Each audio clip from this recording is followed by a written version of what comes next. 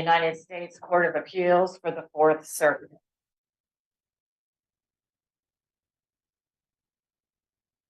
Oh yay, oh yay, oh yay. All persons having any manner or form of business before the Honorable, the United States Court of Appeals for the Fourth Circuit are admonished to draw nigh and give their attention, for the court is now sitting. God save the United States Court. You may be seated. I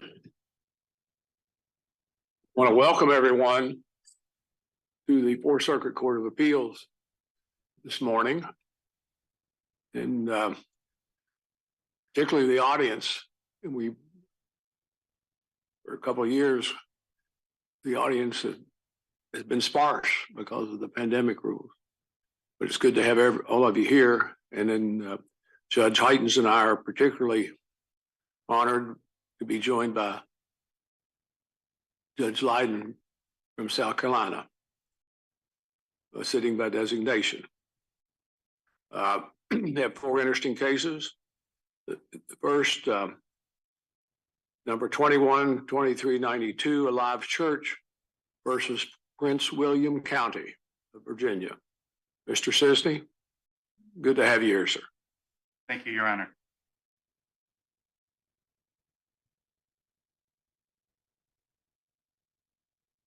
Good morning, may it please the court. My name is Benjamin Sisney. I represent the appellant, Alive Church. This is a case about a church attempting to use and worship on its property on as favorable, equal terms as farm wineries and limited license breweries. And the county itself has determined that the church's planned use on that land is, and I quote, bona fide agricultural. The county itself determined that the church use is consistent with the county's legitimate purpose and interest in preserving the nature and the character of agricultural land. This lawful alternative route was a suggestion of the county's own zoning administrator. When the pastor asked her in May of 2020, how do we get the same beneficial treatment that they, the farm wineries, receive in using their land? Can I ask you about that assurance point, which you make in your briefs as well? Is that an estoppel argument that you're making? I'm just trying to understand the statement, they told us this would be okay, and then they told us that this wouldn't be okay, and that's unfair. I mean, that could be an estoppel argument, or is it just a point you're making about what you think is the correct construction of the ordinance?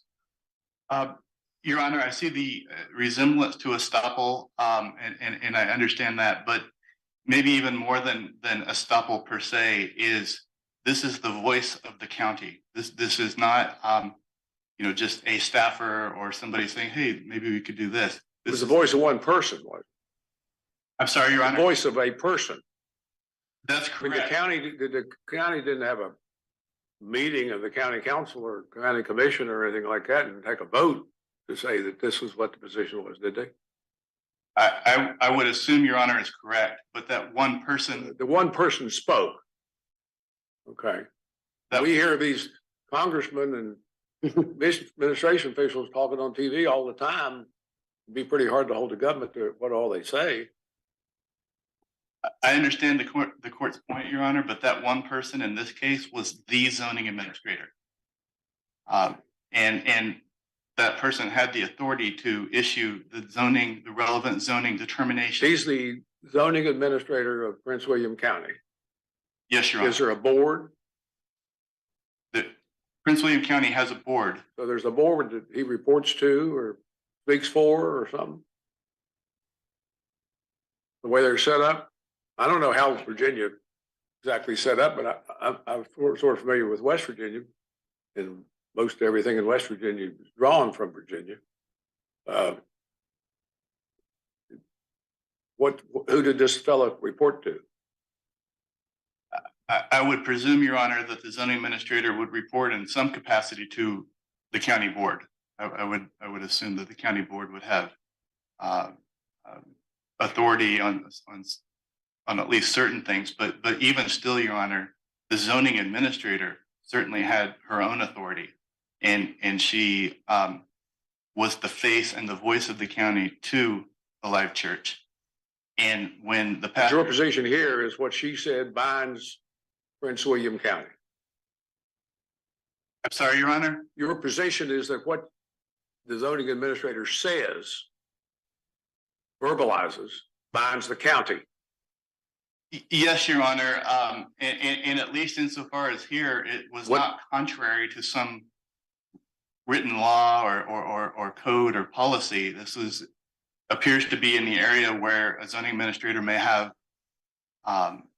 deference or interpretational leeway.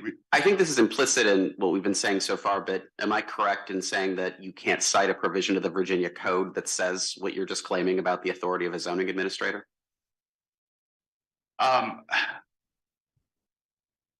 cannot cite a provision of the Prince William County ordinances or code that expressly vests her with the authority that I believe that we're discussing. Okay. Could I ask you a different question? Am I correct? I mean, I know we're on a 12b6, and so there's facts that we just don't know. I guess I'll phrase it this way. Does the complaint allege whether your client ever sought a temporary activity permit or explain, if it did not, why it did not?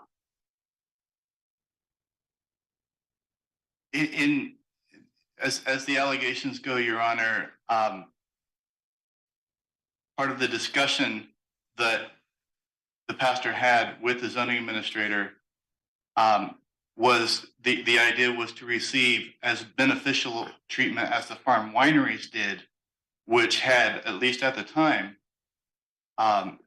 less restrictive tap or temporary activity permits than other agritourism uses. Sure, I guess, but as I read the code, it says, in general, you have to be agricultural to have a gathering or to do stuff. Or you can get a special use permit, which is discussed extensively in the complaint and the explanations of why your client is not in a position to fulfill the requirements of that. But it also says the third way you can do something is if you have a temporary activity permit. And I didn't see anything in the complaint about whether your client ever asked for a temporary activity permit. Is that correct?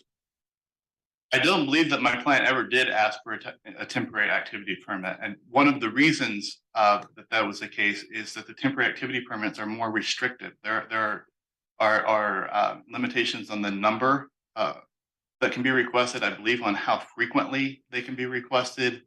Yeah, I thought I saw something about how often you can ask for them. So, okay. So part of the alternative route here, part of that goal was to receive as beneficial treatment as the farm wineries, which weren't subject to as restrictive of tap requirements. Can I ask you about that? So let's skip all the way to the end and say that we decide that your client is completely analogous to a farm winery. As I read the code, farm wineries can only have gatherings of up to 150 people, but your complaint alleges your church has 250 members. So how is that consistent with as favorable of a treatment? So at the outset, Your Honor, a number of the church's members are still attending remotely. And I would speculate that part of the reason is still recovering from COVID, and part of it is because they're still meeting at a school, and the facilities have certain limitations because they're meeting at a school. In the event of requirement of exceeding 150, my client would have multiple services, as many churches do. So at absolute most, you would say that your claim is to get the same treatment as farm wineries. You would get an injunction that says you can have up to 150 people, not that you can have more people than farm wineries can have. What we would be asking for would be equal treatment to the farm wineries, and however that manifested in the particular applicable codes, equal treatment as the farm wineries. Who are you going to be compared to? I'm sorry, who should we be compared to? Who will you be compared to? He said equal treatment. What's the comparator? The agritourism uses, and in particular, the farm winery is a particular status, a particular type of agritourism that can occur on bona fide agricultural land. There are a number of farm wineries and limited license breweries in the county on agricultural land. And those farm wineries have regular live music events, whether they qualify as a special event, as a term of art under the code, or just a Friday night with live music by the bonfire. Those farm wineries have regular activities that are in all relevant respects the same as what the church plans to do on that agricultural land until it's able to execute on its special use permit. Can I ask you, so we decided a case earlier this year called Canaan Christian Church versus Montgomery County. And we said that in deciding the thing that Judge King was raising, that the question is whether you're similarly situated with regard to the purpose of the underlying regulation. How is this church similarly situated to a farm winery when it comes to the underlying purpose of the regulation, which I think Canaan Christian Church says is the relevant question for us? I mean, I suspect you may not agree with that standard, but we have adopted that as the standard. I actually do agree with that statement, Your Honor, and that this court's articulation of that test and the analysis actually supports our case. So you say that the Canaan Church opinion supports you? It I does. thought you had to go have to figure out a way to get around it. There are other aspects of the decision that it will, insofar as it affirmed a summary judgment ruling of the lower court of the district court. But a couple things that I'd like to point out to answer Your Honor's questions is that on the equal terms claim under our LUPA, in this court's recent articulation of that test, the comparator test, and Your Honor mentioned the analysis occurs with respect to the purpose of the underlying regulation. The purpose of the underlying regulation here is the county's interest and purpose in preserving agricultural land, the nature, the character, and so on. But the county itself determined what this church is doing on that land is principal bona fide agricultural use. That's the county's words.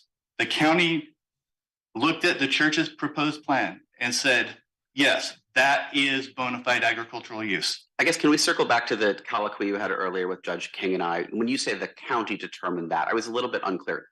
Who determined that? Was this the same administrator that you were claiming earlier has the authority to make authoritative comments on behalf of the county?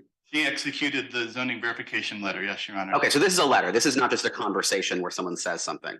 No, it started as a conversation, as we alleged in paragraph 34 of our complaint back in May of 2020, but it resulted in a zoning verification letter, which is Exhibit B to our complaint, dated February 26th of 2021. So can I ask you, when it comes to the purpose, I guess one thing I'm struggling with here is what is the purpose? So is it the purpose that the county wants this area to be agricultural and generally forbids any non-agricultural uses? Is that the purpose, which I think is what you're saying? But another purpose I could see is, why are farm wineries uniquely among agricultural producers allowed to have gatherings when most of them aren't? Like what? So, and I guess one explanation that it occurs to me there is what I understand about farm wineries is that the economics of the Virginia wine industry are such that if they can't sell on site, they're not economically viable. That you basically, if you can't have on-site sales at Virginia wineries won't exist. I'm not really sure that's true. And if that's the hypothesis, if that's the purpose we're talking about, I'm not sure that purpose applies in this situation really at all, because I mean, this church wants to have a church. They're willing to have some agriculture in order to have a church, but what they want is to have a church. I don't think you would deny that. That seems obvious from the complaint. And so how is that similar to the purpose of allowing the wineries to have gatherings? As in, the wineries won't exist as agricultural entities if you don't let them do this. So, Your Honor, the purpose for this zone and even in the agriculture and arts overlay district, which has a separate articulation of a particular purpose, are both tied strictly to agriculture. That's the root of both: the promotion and protection of agricultural nature, agricultural products, resources, and things of that nature. Not the sale of alcohol or even the production of alcohol. The district court relied on a particular a provision in the district court's opinion. It cited that there was Virginia code that promoted the sale of the Virginia or the the livelihood of the Virginia wine and beer industry, but that's not the Prince William County's code. That was a citation to the state statute. Well, But sure, but the state statute is it the state statute limits what the county is even allowed to do, right? There are certain things that state law forbids the county from doing or requires the county to do, right? that's correct, Your Honor. And so the county can't pretend those don't exist. That's correct. But even still, Your Honor, back to the purpose and the promotion of agriculture, or even in particular, wine and beer, what the church was going to produce on its agricultural land was non-alcoholic cider. That is the fruit of agricultural produce. That would be consistent even with the state code's interest of advancing the Virginia wine and beer industry. It just doesn't have alcohol in it. And that's the key, is the church could have. Is that a tenet of the church that you cannot get involved in the production of alcohol? That's correct, Your Honor. It goes against the articulated religious beliefs of the church, not just to not produce or sell alcohol, but even to be. So you're saying that the bottom line is, in order to build your church, they want you to produce alcohol. With a nuance, Your Honor. So there is a special use permit in place on the land, and the church is working on that. Recently received approval for phase 1. The church will execute on the special use permit. This is not an attempt to avoid the special use permit. They bought the land because it had a special use permit already in place. But this is to worship and meet on its land as an accessory use while it waits to be able to afford the special use permit. This is not to build an SUP building and then asking the county for permission to not treat it like an SUP or not require that it be compliant with the SUP. This is not about an SUP building. I would note too, Your Honor, that in the definition section of the relevant code here, it defines religious institution as a religious assembly with its related facility. So the SUP, it has to do with the building, you know, and the things that come with it, like the runoff and the drainage and the parking and things like that.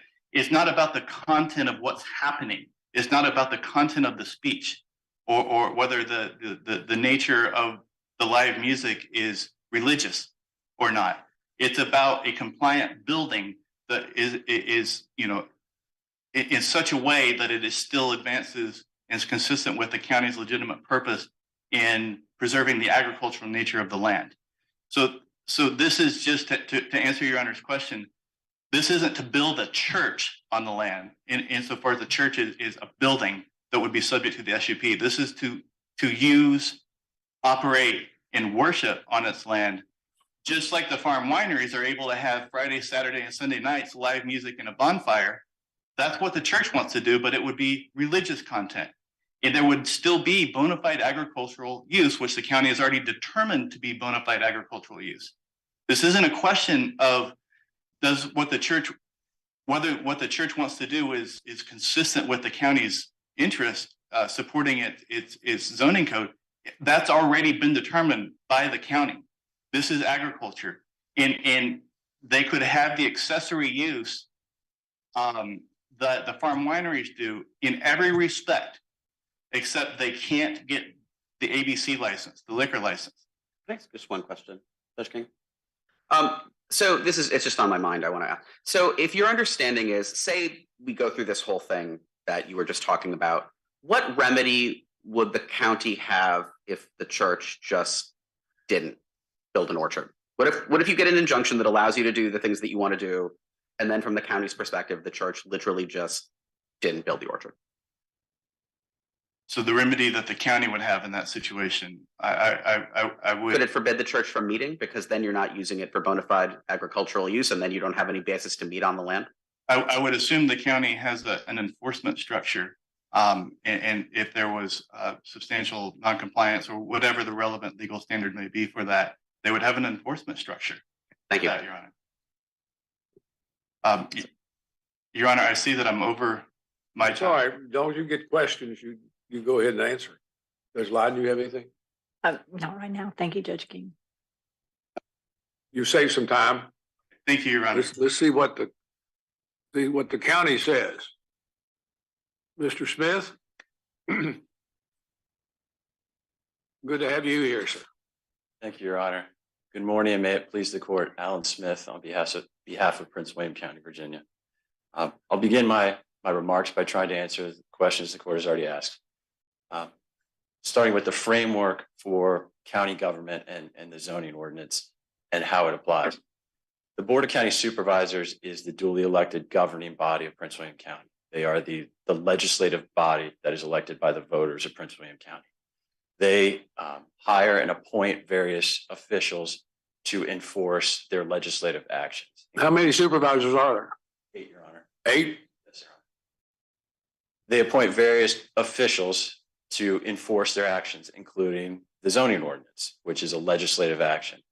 And so they have appointed a zoning administrator, and she is empowered to issue various decisions and determinations in furtherance of the zoning ordinance and its enforcement.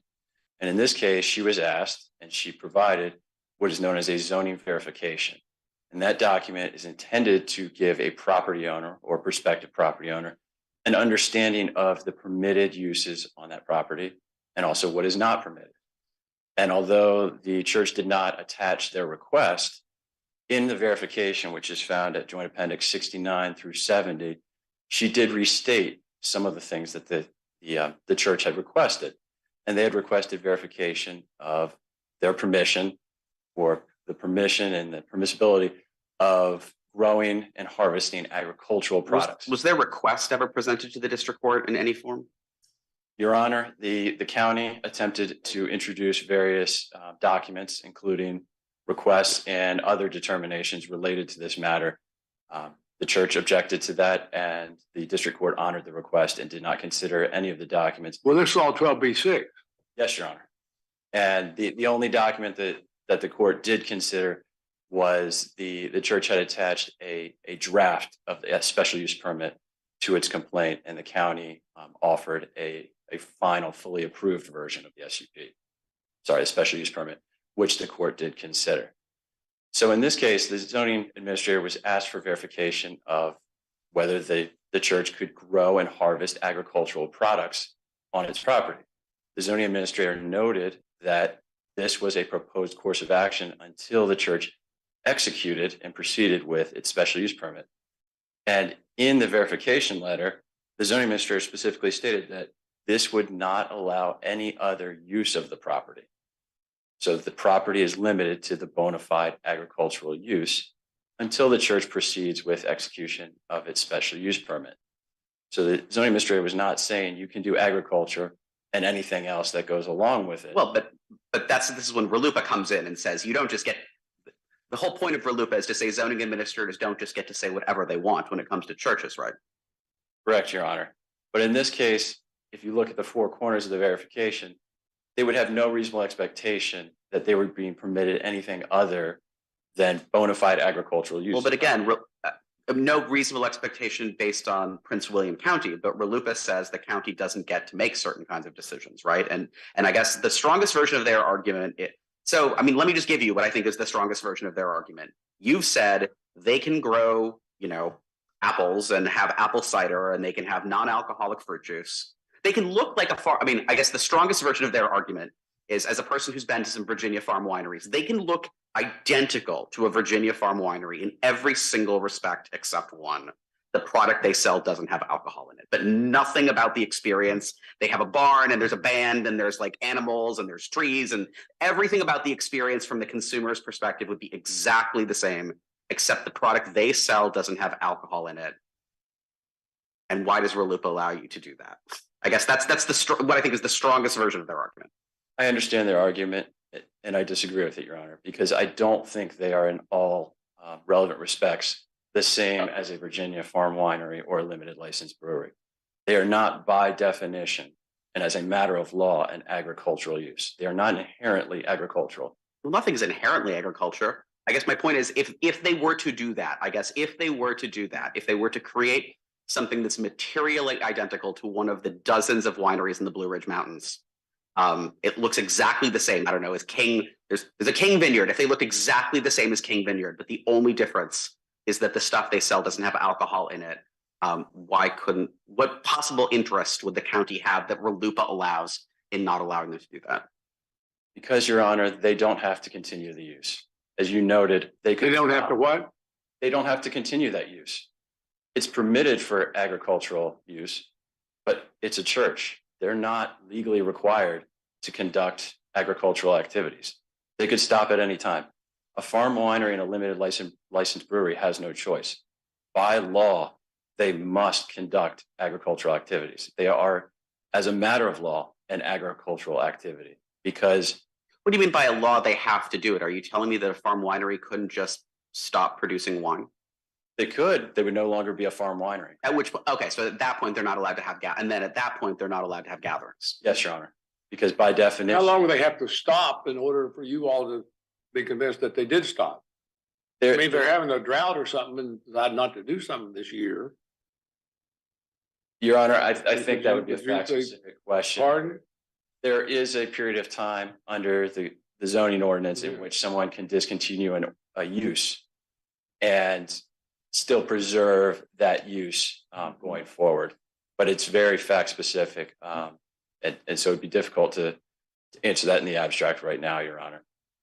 Are you all saying that in order to be a church, they have to be a bar or a winery?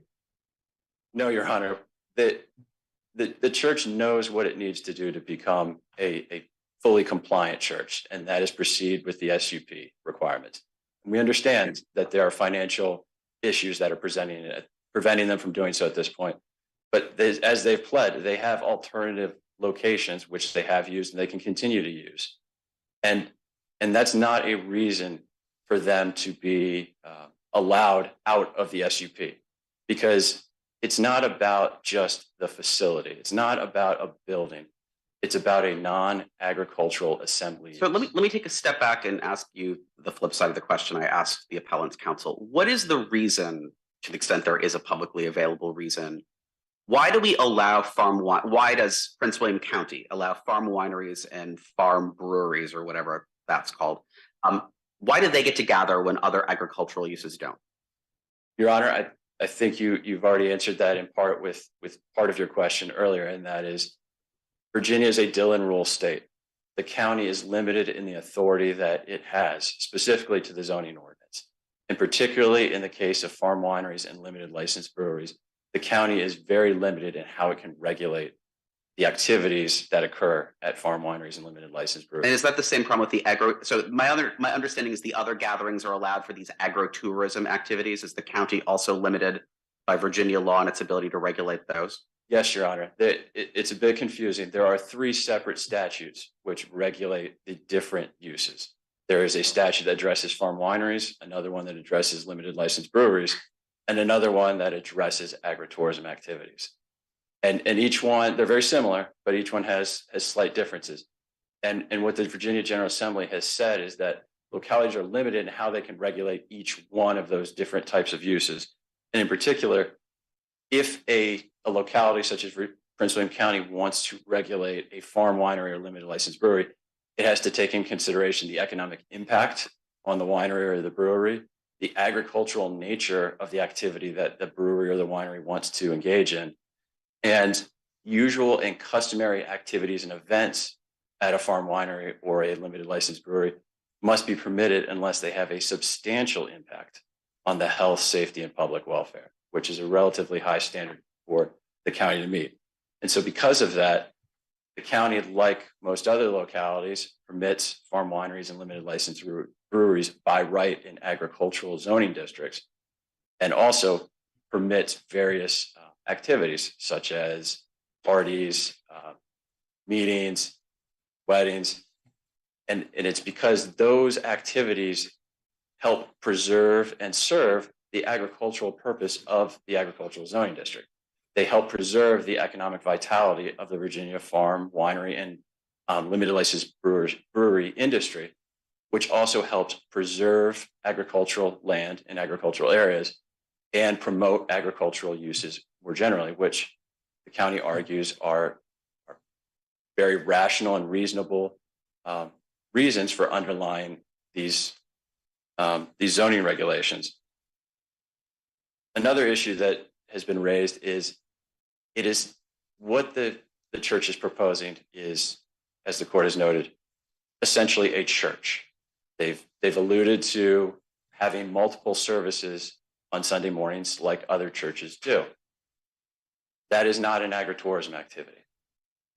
It is not a inherently rural or agricultural activity to conduct religious services on an agricultural piece of property. I mean, in fairness, having a 200-person wedding at a barn at a winery is not an inherently agricultural activity either. Your Honor, I would disagree to the extent that that gathering, that meeting, that party is serving the agricultural purpose of helping to preserve the wine and beer industry on farms and helping to preserve agricultural land.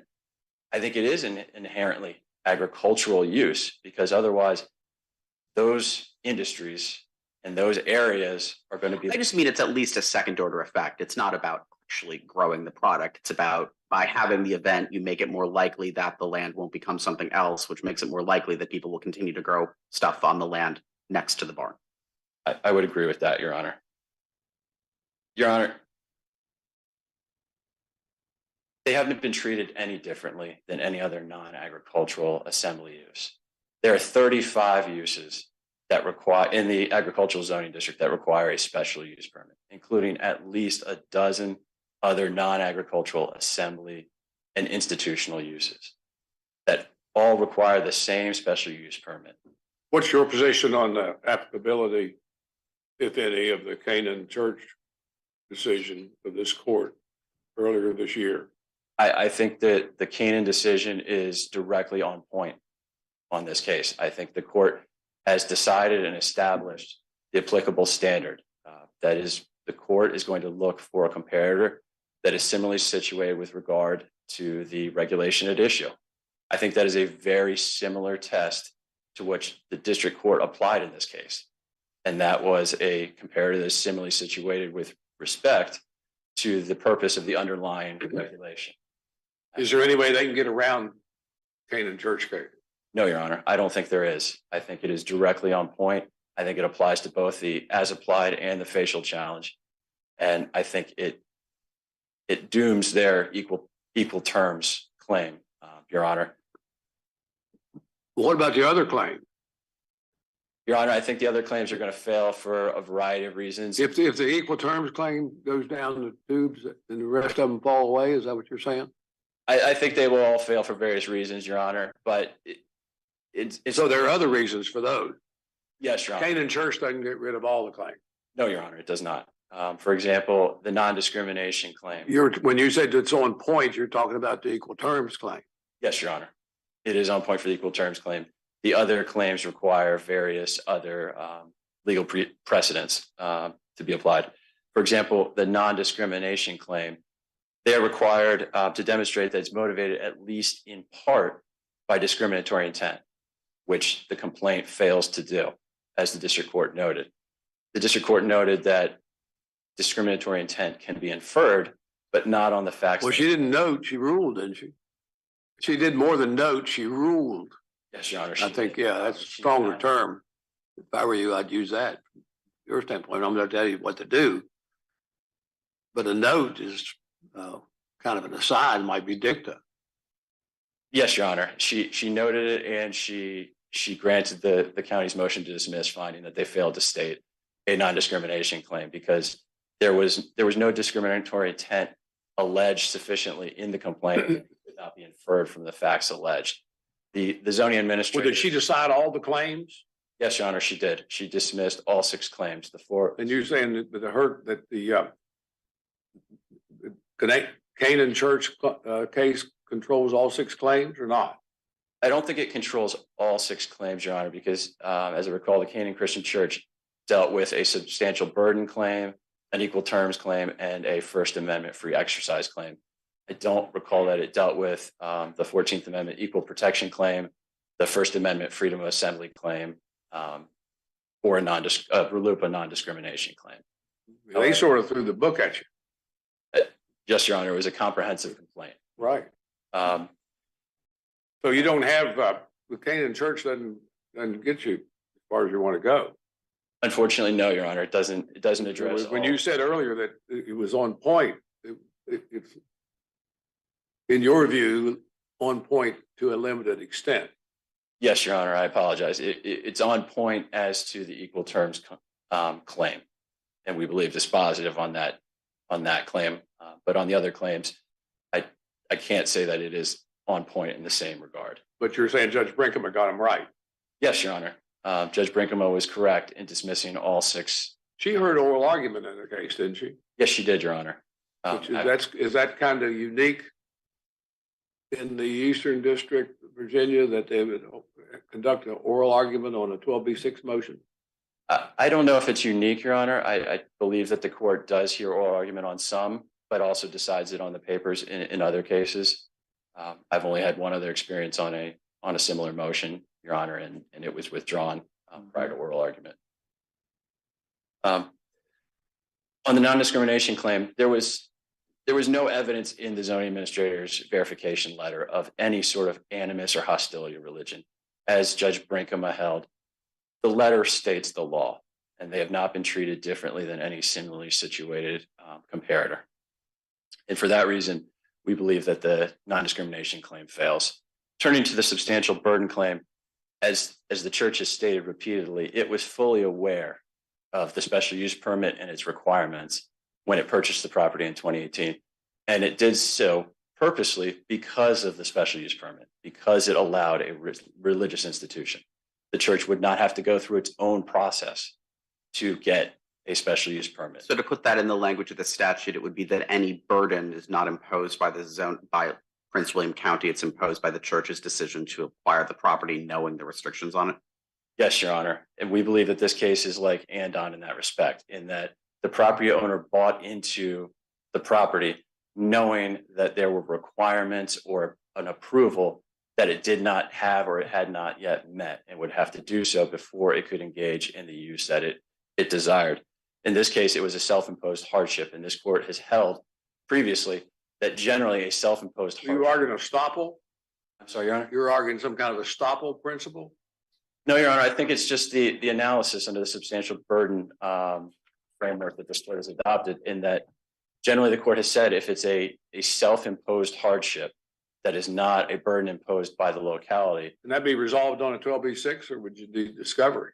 I don't think you need discovery, Your Honor, because in this case, the church has pled. Here you didn't have any discovery, and you didn't even get everything before the court you wanted before the court. That is correct, Your Honor, on both counts. There was no discovery, and the court only accepted the special use permit that the county I mean, offered. the judge may have saved you by not letting those documents in, because they would have had to write, or should have had to write, if you did that, to open up everything. And then you would have been abandoning the 12B6.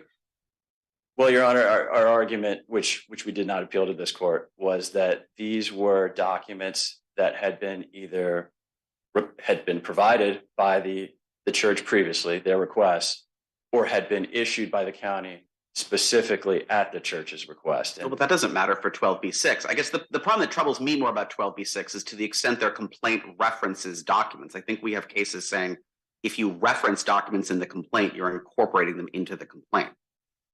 I believe that is the case law in this circuit, Your Honor. I don't recall other documents they've referenced other than the zoning verification that were material to this case. They attached a copy of the staff report that was produced by county staff in 2013 when the prior owner was seeking approval of the special use permit. And then as an attachment to that were the draft special use permit conditions that were proposed at the time for the board to adopt. Turning back to the substantial burden claim, I think this court has generally held that where it is a self-imposed hardship by the party, this court will not find a substantial burden imposed by the government, because if the court did so, it would essentially be allowing a party to circumvent a generally applicable government regulation by into a situation where it knew it was subject to a regulation or requirement. Well, how do you know substantial burden? hardship self-imposed without conducting discovery. Well, Your Honor, in this case, I think the church has pled and stated in its brief that it clearly bought the property because it had a special use permit, because it would not have to go through that process. And it specifically paid more for this property because it had a special use permit. Your Honor, I see that my time is my time is over. In closing, I would just ask that the court affirm the district court's decision, unless there are any further questions from the court. Anything else? Thank you very much, Mr. Smith. Mr. Sisney, you saved some time. Thank you, Your Honor. If I could make a couple brief points. Again, the court alluded to it. This was decided on a 12B6 without the benefit of any discovery, any evidence, any real evidence or testing of evidence. But you don't disagree with Mr. Smith's assertion that your own complaint says you bought this land knowing there was a special use permit. No, I certainly concede that the church bought this land because it had the special use permit. And knowing that it was zoned for agriculture. The church bought this land knowing it was zoned Correct. for And that the church had, to use the substantial burden test language, a reasonable expectation that it could use its land until the SUP executed, could use it for agricultural purposes, which is what it applied for and is attempting to do. Sure, Until but what was the basis of the church's reasonable understanding that you could be treated like a farm winery even though you don't intend to produce alcohol? In May of 2020, when the pastor spoke with the zoning administrator and said, how do we get that same beneficial treatment? And she said, go this route. And so the church began going that route. So I understand. But you agree that there's no letter that says that, there's no decision of the Prince William County Board of Supervisors that says that, it's an oral conversation with the zoning administrator? Your Honor, at this stage, all of my well-pled allegations are to be presumed. But your well-pled allegations are, it was an oral conversation. That the well-pled allegations, that was an oral. That's correct. That's correct. So if you said it in your complaint, we have to take it as true. That's correct, Your Honor. And it's paragraph 34 of our complaint. Any also wouldn't ordinarily be labor standards to the court, but to affirm the dismissal and this de novo review would have the court would have to conclude that there are no set of facts that could arise from these allegations. Well, that's not true. That's the Conley standard. That was overruled in Twombly and Iqbal. Okay, Your Honor, but even still, all reasonable inferences must still be drawn in the plaintiff's favor. And so the discussion of the Keenan Christian case that I'd like to turn to briefly, I'd like to just point out that pended on the district court's docket for 4 years. There was discovery disputes, the whole 9 yards. And it was decided on a Rule 56 motion for summary judgment. We're here again on a 12B6. And on just a quick point, in response to one of counsel's comments, the church meeting on its land and in the barn, that's an accessory. The accessory use doesn't have to be agriculture. Just like in the court mentioned, comparing it to bonfire at the winery, whether that is an interpretational question of whether that promotes the wine industry or not. Regardless, it's an accessory use, just like the wedding would be. Well, but what do you say to his argument that, and I mean, I don't know, maybe this means the county has maybe it means the church has a RLUIPA claim against the state. I mean, I also understood part of what your friend on the other side to say is Virginia law doesn't let us forbid gatherings at farm wineries because Virginia law requires, what you heard what he said. So what do you say in response to the extent that we give special treatment to farm wineries, it is because Virginia law requires us to, not even necessarily because we would choose to do that if it was up to us? I believe that all Virginia law requires of Prince William County is that it can't impose a special use permit on a winery. I thought, well, your friend on the other side represented that we can read the Virginia code, but he represented that what it says is, if you're going to restrict the things that farm wineries can do, you have to show that it will impose a real and substantial harm, blah, blah, blah. I wouldn't take issue with that, Your Honor, but that's not what we have going on right here. Right here we have at the pleading stage allegation that, and it's confirmed even in what the county is arguing, that they don't want to treat the church the same as the farm winery. But the reason or the purpose of the county zoning code, even going to the rational basis scrutiny, and I contend it's irrational to require a church to get an ABC license to sell non-alcoholic wine in order to receive the same beneficial treatment as a farm winery. That's not in furtherance of a rationally related to a legitimate state interest. The legitimate government interest here is agriculture. The church is doing that. The county itself determined that it was doing that.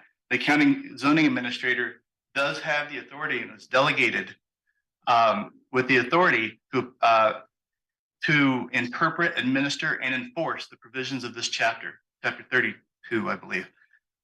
So the zoning administrator has that kind of authority. And for these reasons, Your Honor, I see my time has expired. Unless the court has more questions, I would respectfully ask the court to remand. Thank you very much, sir. Good to have you here and appreciate your arguments and your submissions. Thank you, Your Honor. And if we could do so, we'd come down at this point and shake hands with counsel and Greek counsel and thank you personally, but we're suspended that procedure which this court's used for 75 or 100 years. We suspended it for the pandemic, and the next time you're here, we'll be able to do that. Good to have you here. Thank you, Your Honor. And with that said, we'll take a matter under advisement, and Madam Clerk will call the next case.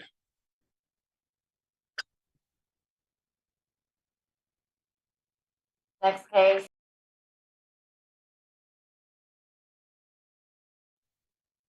Ritter, Mr. Selwood.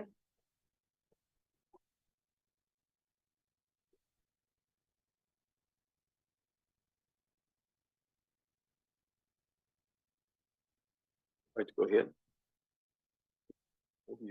You're okay to go. I'm good, yeah.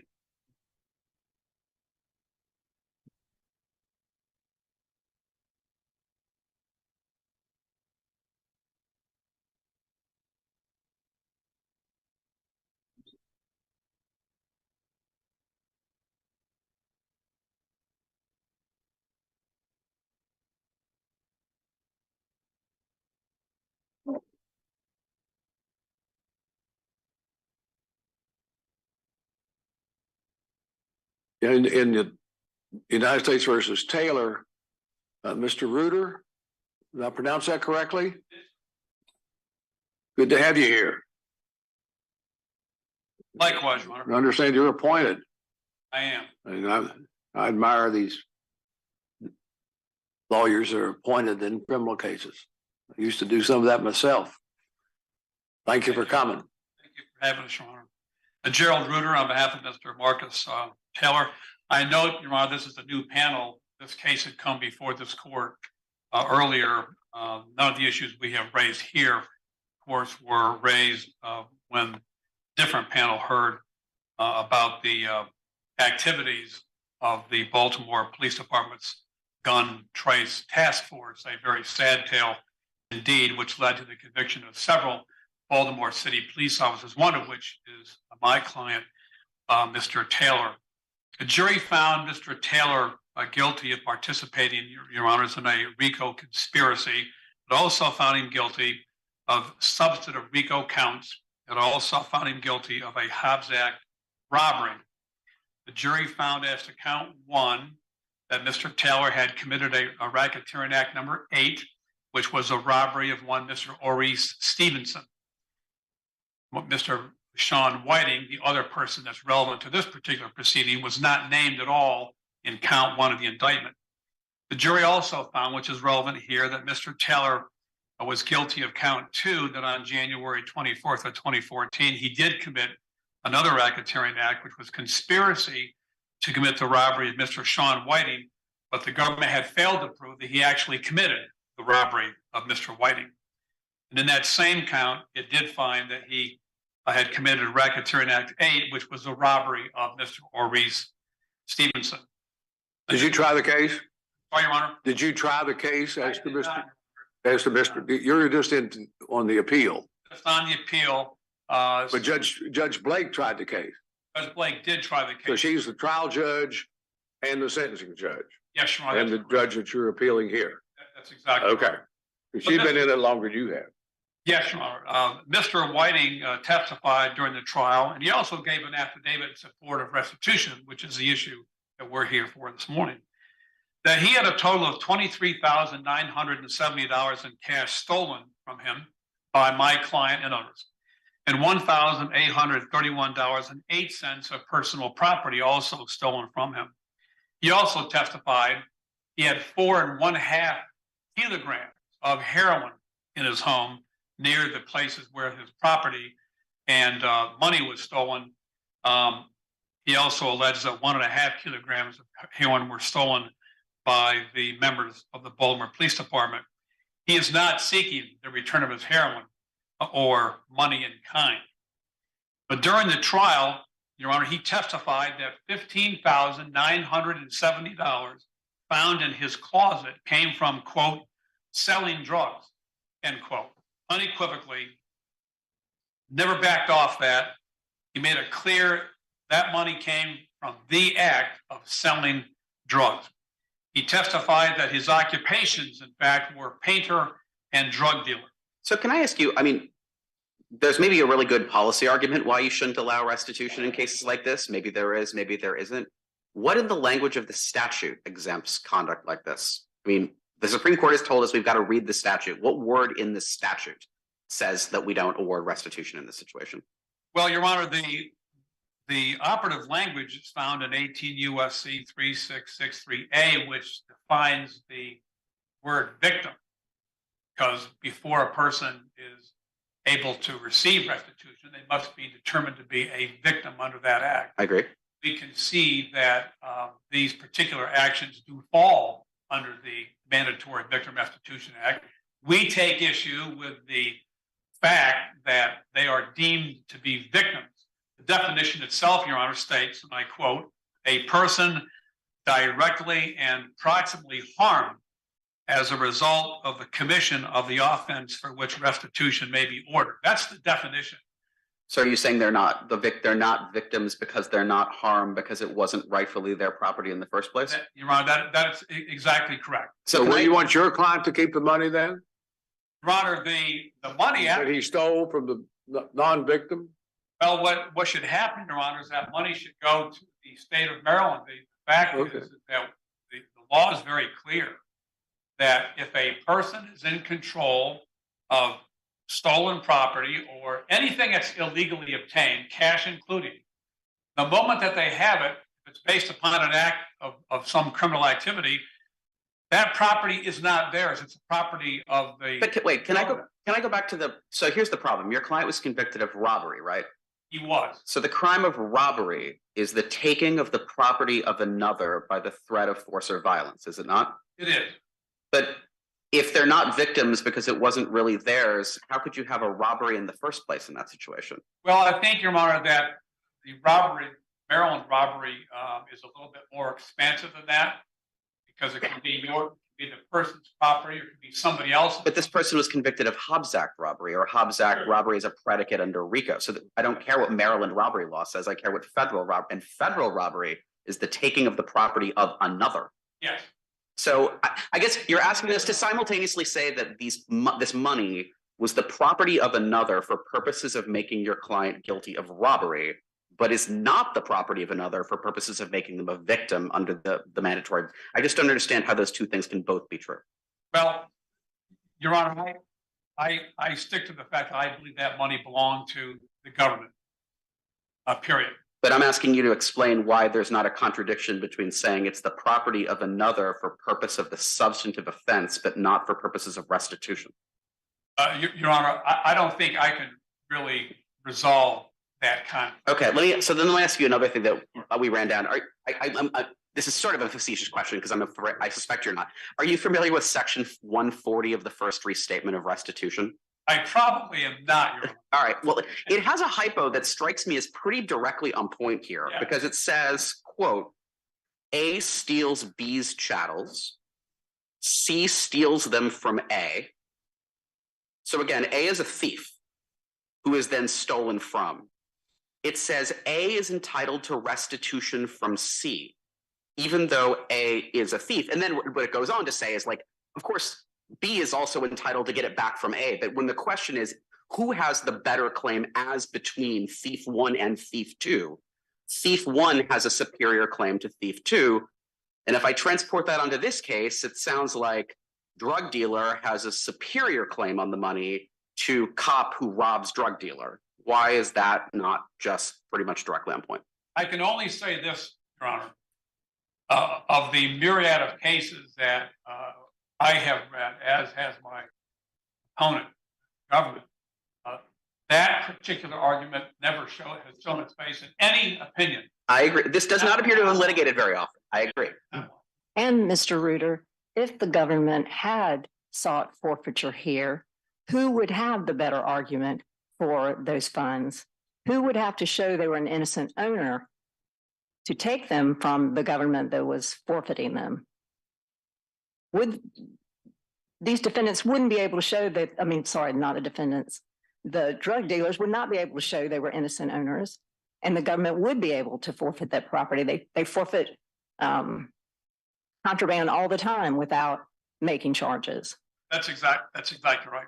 I mean, this case is kind of unique, quite frankly, Your Honor, in that it seems to me that the reason that we're here is because these two victims, one of which was actually convicted of his conduct and spent some time in jail before his conviction was vacated. The other was charged and remained in jail until his cases were dismissed by the Baltimore City State's Attorney's Office. They also admitted to being drug dealers here. They admitted these funds were drug proceeds, at least much of the funds were. They did. And they were granted immunity. Why did they have to be granted immunity? Because they were fairly guilty of drug dealing. That's exactly correct, which I think then sets in motion why we're here today. One would hardly ever see these kinds of cases but for the actions of the government. I'm not faulting the government. I'm only saying by reason of the immunity. And Judge, I don't even know, by the way, because the record doesn't reflect it. As you might guess, I never had access to all the discovery, which was monumental in the prosecution of the case. But I have no way of knowing as to how it was that the restitution issue arose to begin with. I don't know whether these gentlemen asked for money, or I don't know whether the government said, well, you know, in order for you to maybe testify, perhaps we can help you with the restoration of this money. I don't know that. Well, nowhere in the record does it appear. Isn't the other explanation that the government realized that the Mandatory Victims Restitution Act requires restitution to all victims of the offense, and these people were victims of robberies? Well, that could well be, Judge.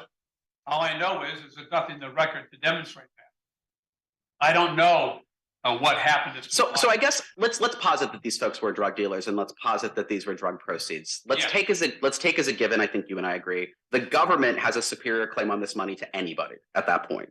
Yes. But the question isn't whether the government has a superior claim to both your client and the drug dealers.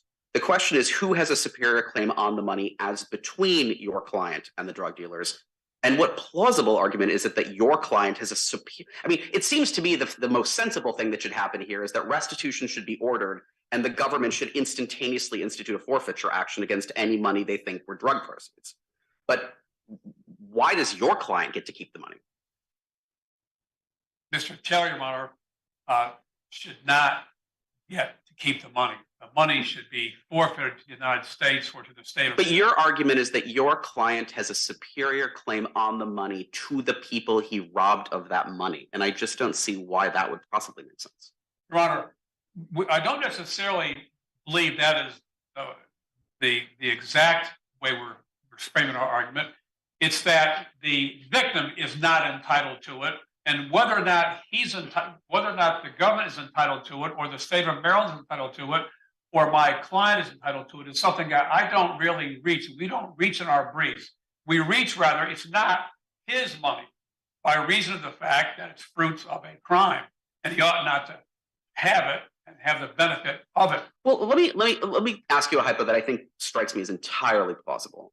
Let's say some of the money your client stole is drug proceeds, and some of the money your client stole is not drug proceeds. I mean, even drug dealers have some money that doesn't always come from drug dealing.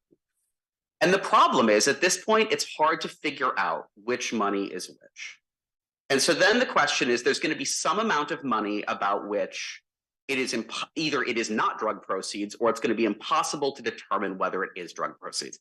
And part of this to me strikes me as a risk of error problem, right? Because if you win this argument, then your client just gets to keep, the default is that your client gets to keep the money unless the government can file a forfeiture action against your client to establish that it was drug proceeds.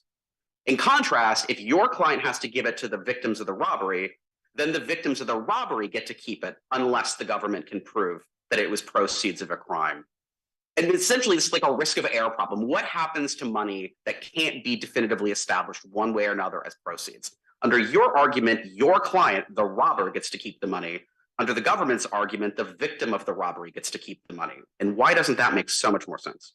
Well, Your Honor, I think there's another part of the MVRA, which actually indicates that a court cannot determine. Right. That provision says if the court. That's the end. Right. That provision says if the court cannot determine your client, the Hobbs Act robber, gets to keep the money. And I don't see how that possibly makes sense because he's the robber and these are proceeds of his robbery. Why does that make any sense? That, Your Honor, is also a difficult point. I want to go back to one thing you said earlier, though, however, Your Honor, and that is, in this case, Mr. Whiting admitted the 16 grand was drug money. What about this? What about the money he didn't admit was drug money? What are we going to do with that? The Judge Blake, in my judgment, did not make a really, shall we say, good record as to where the money came from. And the reason being, Judge, is because she was under the belief that the MVRA demanded the return of that, demanded restitution, and that the source of the money was quite frankly irrelevant. And why isn't, I guess I'll just close. I'll ask this question one more time and I promise I won't ask it again. But why doesn't that make more sense to say, look, under any conceivable world, your client is the robber. He has no claim to this money at all. There may be a fight between the victims and the government about who should get the money. But that should be litigated in a dispute between the victims and the government. Your client has nothing to do with it. He's the thief here. Post call, Your Honor, it seems to me that what should happen is that if the court cannot tell, not able to discern the source of the money, then there should be no restitution ordered at all. And the quote victim, end quote, can take it up in a civil court. They can do anything they want to do. But the whole idea of where we think we are in the law is that the federal court should not be in the business of giving back money to a person who has admitted that what they possess is the fruits of a crime. It simply goes against every. And your client's been convicted of stealing it. Pardon? And your client was convicted of stealing the money. He was convicted of stealing the money. Yeah. What do you want us to do as to Judge Blake's ruling? Number one, Your Honor, is that we're asking the court to remand this case with instructions from the court and to determine for sure what is drug money and what's not. And if the judge can't determine that, well, then restitution should not be ordered because no section of the law permits that. That's what we're asking the court to do. In the case, Your Honor, of Mr. Whiting's $15,970, there's already an admission as to what that is. And that, she should indicate, is not, on remand, is not subject to restitution because it is the fruits of a crime. All right. Let's see what the government has to say about this. Mr. Selwood?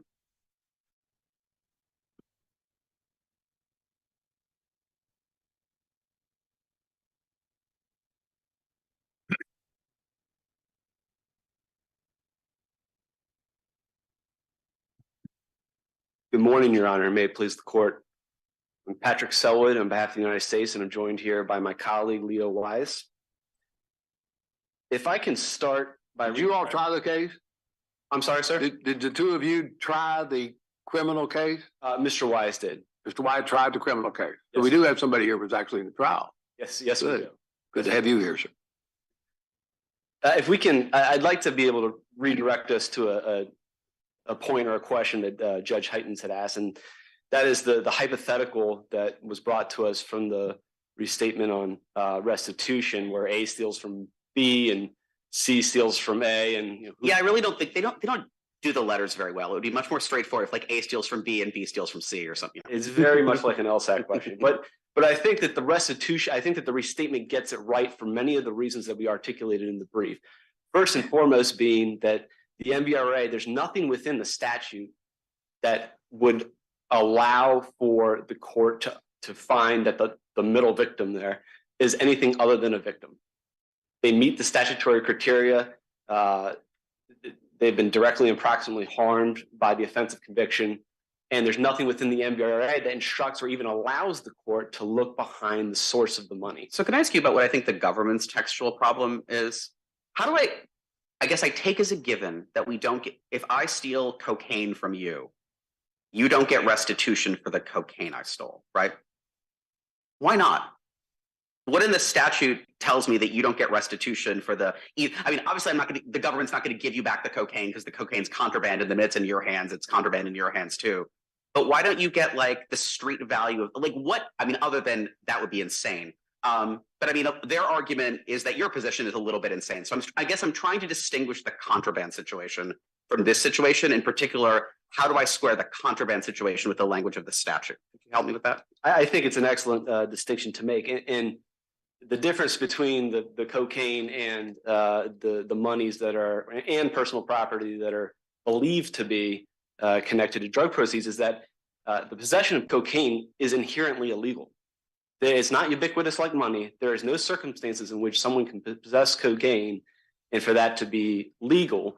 And there's plenty of case law out there that's— No, I understand all of that. I'm trying to figure out why the language of the statute is consistent with the view that you don't get restitution for the cocaine. What language in the statute says you don't get restitution for the cocaine? I think with regards to the MVRA, it would be the provision that talks about a victim having a pecuniary interest in the property that's stolen. I believe that's subsection C1. And it's impossible to have pecuniary interest in contraband? That is correct. What about the co-conspirator exception, that you can't get restitution, like, I guess I'm thinking of this as the opening scene of The Dark Knight, right? A bunch of people execute a robbery and then one of the robbers steals from one of the other robbers. I gather there's case law that says basically one co-conspirator can't get restitution from another. Are you familiar with those cases? I absolutely am, Your Honor. And the cases cited in the government's brief, along with those cited by Judge Blake, a number of them talk about the co-conspirator exception. And all of them, there's 7 cases altogether, and they all come to the conclusion that a victim, someone who meets the criteria of victim, cannot otherwise be disqualified as a victim unless they meet the co-conspirator exception, which is a narrowly tailored exception. And what's the basis in the statute for disqualifying co-conspirators? Because the definition of a victim wouldn't otherwise make sense. Someone cannot be both the perpetrator of the offense of conviction and the victim of the offense of conviction. In other words, someone can't be ordered to pay restitution for themselves. That's how, I believe Oh, I guess I'm a member of the partnership in crime and I can't get restitution from the partnership of which I was a part. Is that? That's the idea. And I believe the keynote case from that comes from the Ninth Circuit, Leafler, I believe it is. But I'm glad to bring up the co-conspirator exception because the district court rightly notes the MVRA, of course, was an intent, was different than its predecessor statute in that it's a shall issue statute. It's a mandatory statute. And Congress was very purposeful in the language that it put there. And it put in 3 exceptions, none of which apply in this case. And those exceptions are, and when I say exceptions, I mean where a person can be found to be a victim as defined under subsection B, so directly and proximately harmed by the offense of conviction, a covered offense of conviction. And yet that person doesn't get paid restitution. And those 3 circumstances are where there are too many victims in the case that would make ordering restitution impractical. And the best type of scenario I can think of is if there's a large scale environmental type crime. Doesn't that also come up in the child sex abuse materials cases where there are literally often untold numbers of victims? Right. That's right. That would probably be a better, more practical example. The second, under the same subsection of the statute, is where the court, in ordering restitution, would be faced with complex issues of fact and causation that would essentially turn the sentencing phase into a full-blown trial. And in that instance, Congress has indicated, while someone might meet the definition of victim, they're not going to get paid because that's not what the purpose of this statute is for. And we don't want district courts at the sentencing phase to be launching into civil trials. And the last bit, as we just discussed, even though it's not expressly spelled out in the text, there's no logical way in which you can escape it, and that is the co-conspirator exception. But there are other cases that deal with this issue that don't also deal with co-conspirators. I have to tell you, I'm troubled at the notion of the court being involved in giving drug proceeds back to drug dealers in a time and an era where the public seems to have some issues with the credibility of the judiciary. I'm extremely troubled by it, and I want to walk you through some cases that I think deal with the issue of contraband and ill-gotten gains. Are you familiar with Azariev, a case out of the Eastern District of North Carolina? I am not. All right. In that case, a defendant did rob drug dealers. And when the court dealt with it, the PSR said there will be no restitution here because returning contraband isn't appropriate. And I'll read to you from that opinion at the very end of it. In the PSR, probation notes restitution would be inappropriate as it would return contraband to the victim. See United States versus O.J. Kara. It is intuitively obvious that Congress did not intend to have the federal judiciary take the lead in rewarding through restitution orders persons robbed of monies they had obtained by unlawful means. This is the case I thought was most similar to this one because the defendant knew of folks who were drug dealers and made a practice of breaking into their homes and stealing the drug proceeds. There was no indication from the opinion that those drug dealers were ever charged. But again, I don't think the government sought restitution in that case. I think this is, I'll use the word unusual, highly unusual for the government to be asking for these drug dealers to get contraband back. So that was noted in this PSR. And if you look at the Martinez case, are you familiar with that one? Yes, I am, Your Honor. All right. So the casino, which obviously was not complicit in the robbery that Mrs. Martinez had committed, but they were operating illegally as a casino, and the court would not return or order restitution in that case. And then you have the cases that do discuss the co-conspirator exception. But I do think that what they're getting to is that these are ill-gotten gains. Let me read from another case that makes reference to the ill-gotten gains. Beg your indulgence just a moment as I. Of course.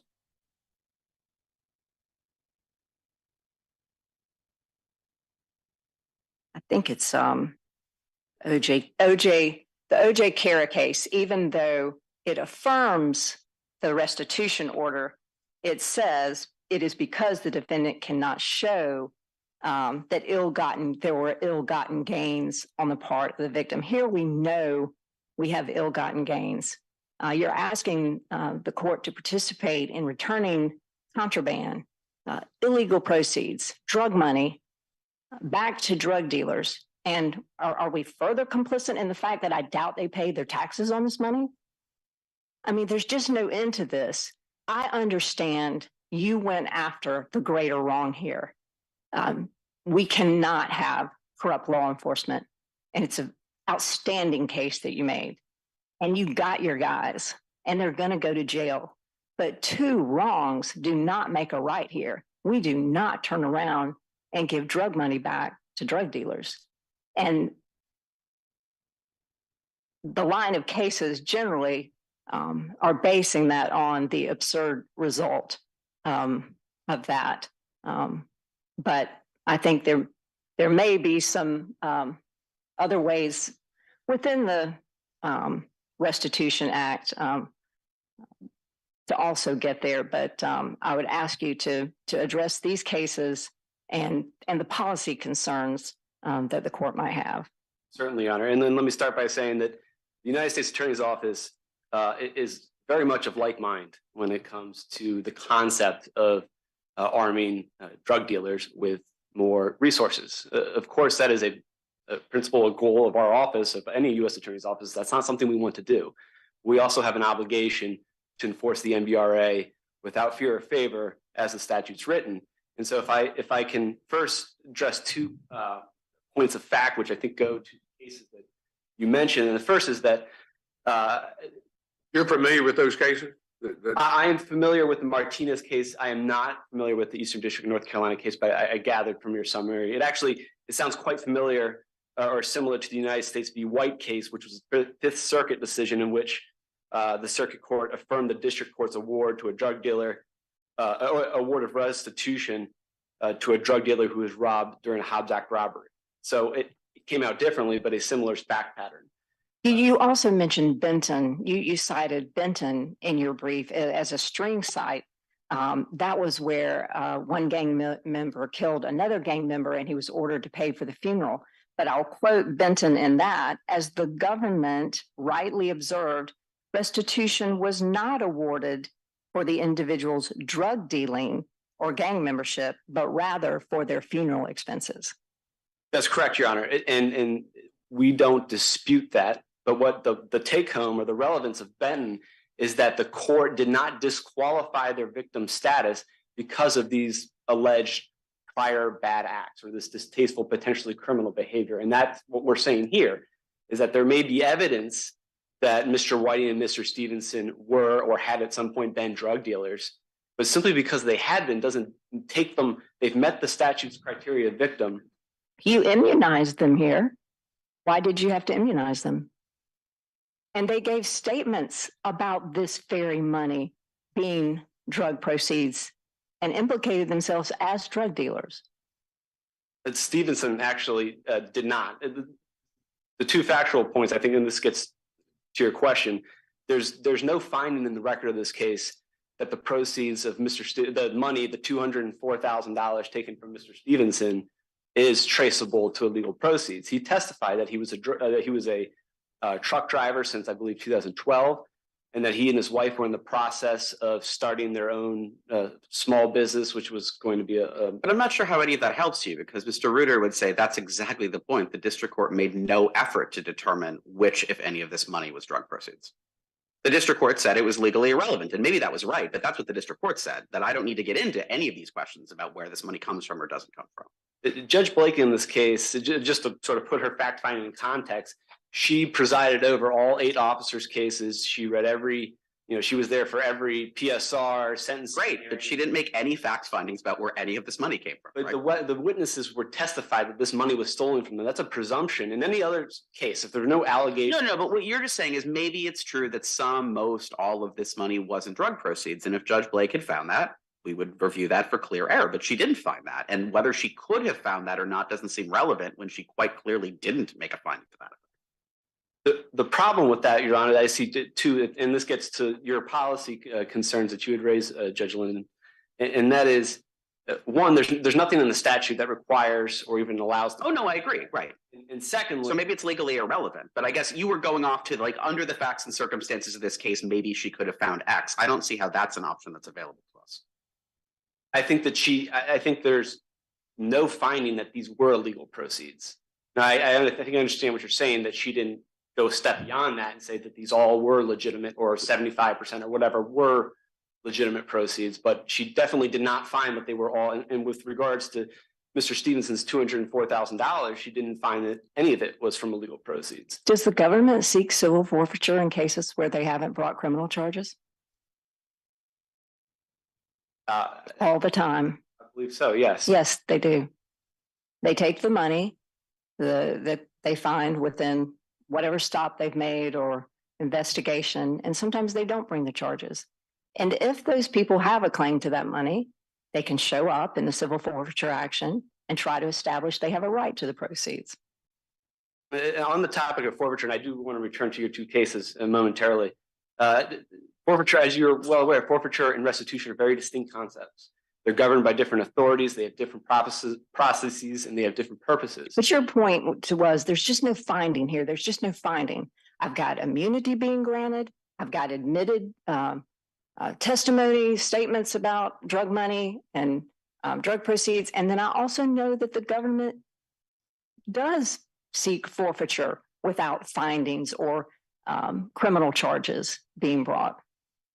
Forfeiture would not be applicable in this case because one, they weren't charged, obviously, but also the legal. Are you saying you would not have had a basis for forfeiting that money? No, we would not have. The proceeds, I mean, the facts as they have been presented, the proceeds are not all directly traceable to illicit activity. And the testimony about the $15,000 from the closet that did connect it to drug activity was under a grant of immunity. So we wouldn't be able to use it. Oh, okay. I understand with the grant of immunity.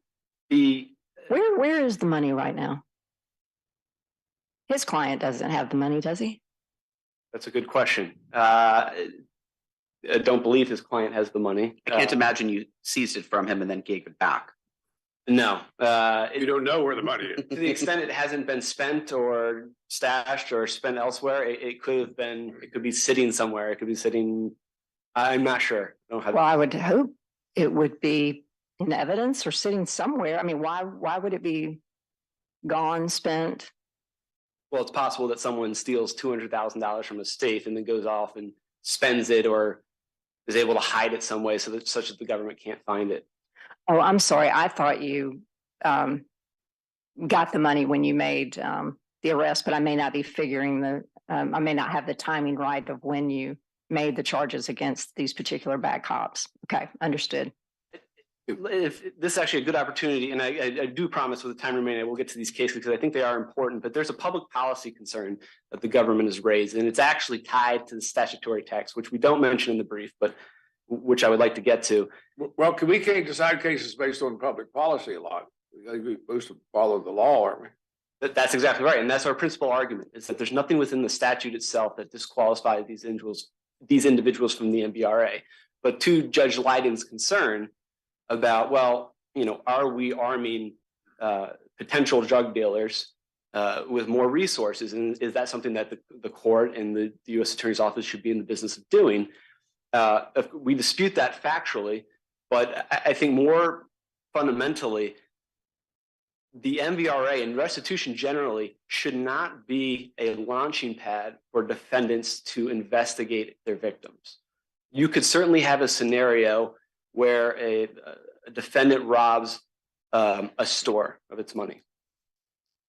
Accepting the argument that we should be concerned about the sources of that income, then in the proceedings, the underlying proceedings itself and at the sentencing phase, defendant has every right to start demanding tax returns to verify sources of income.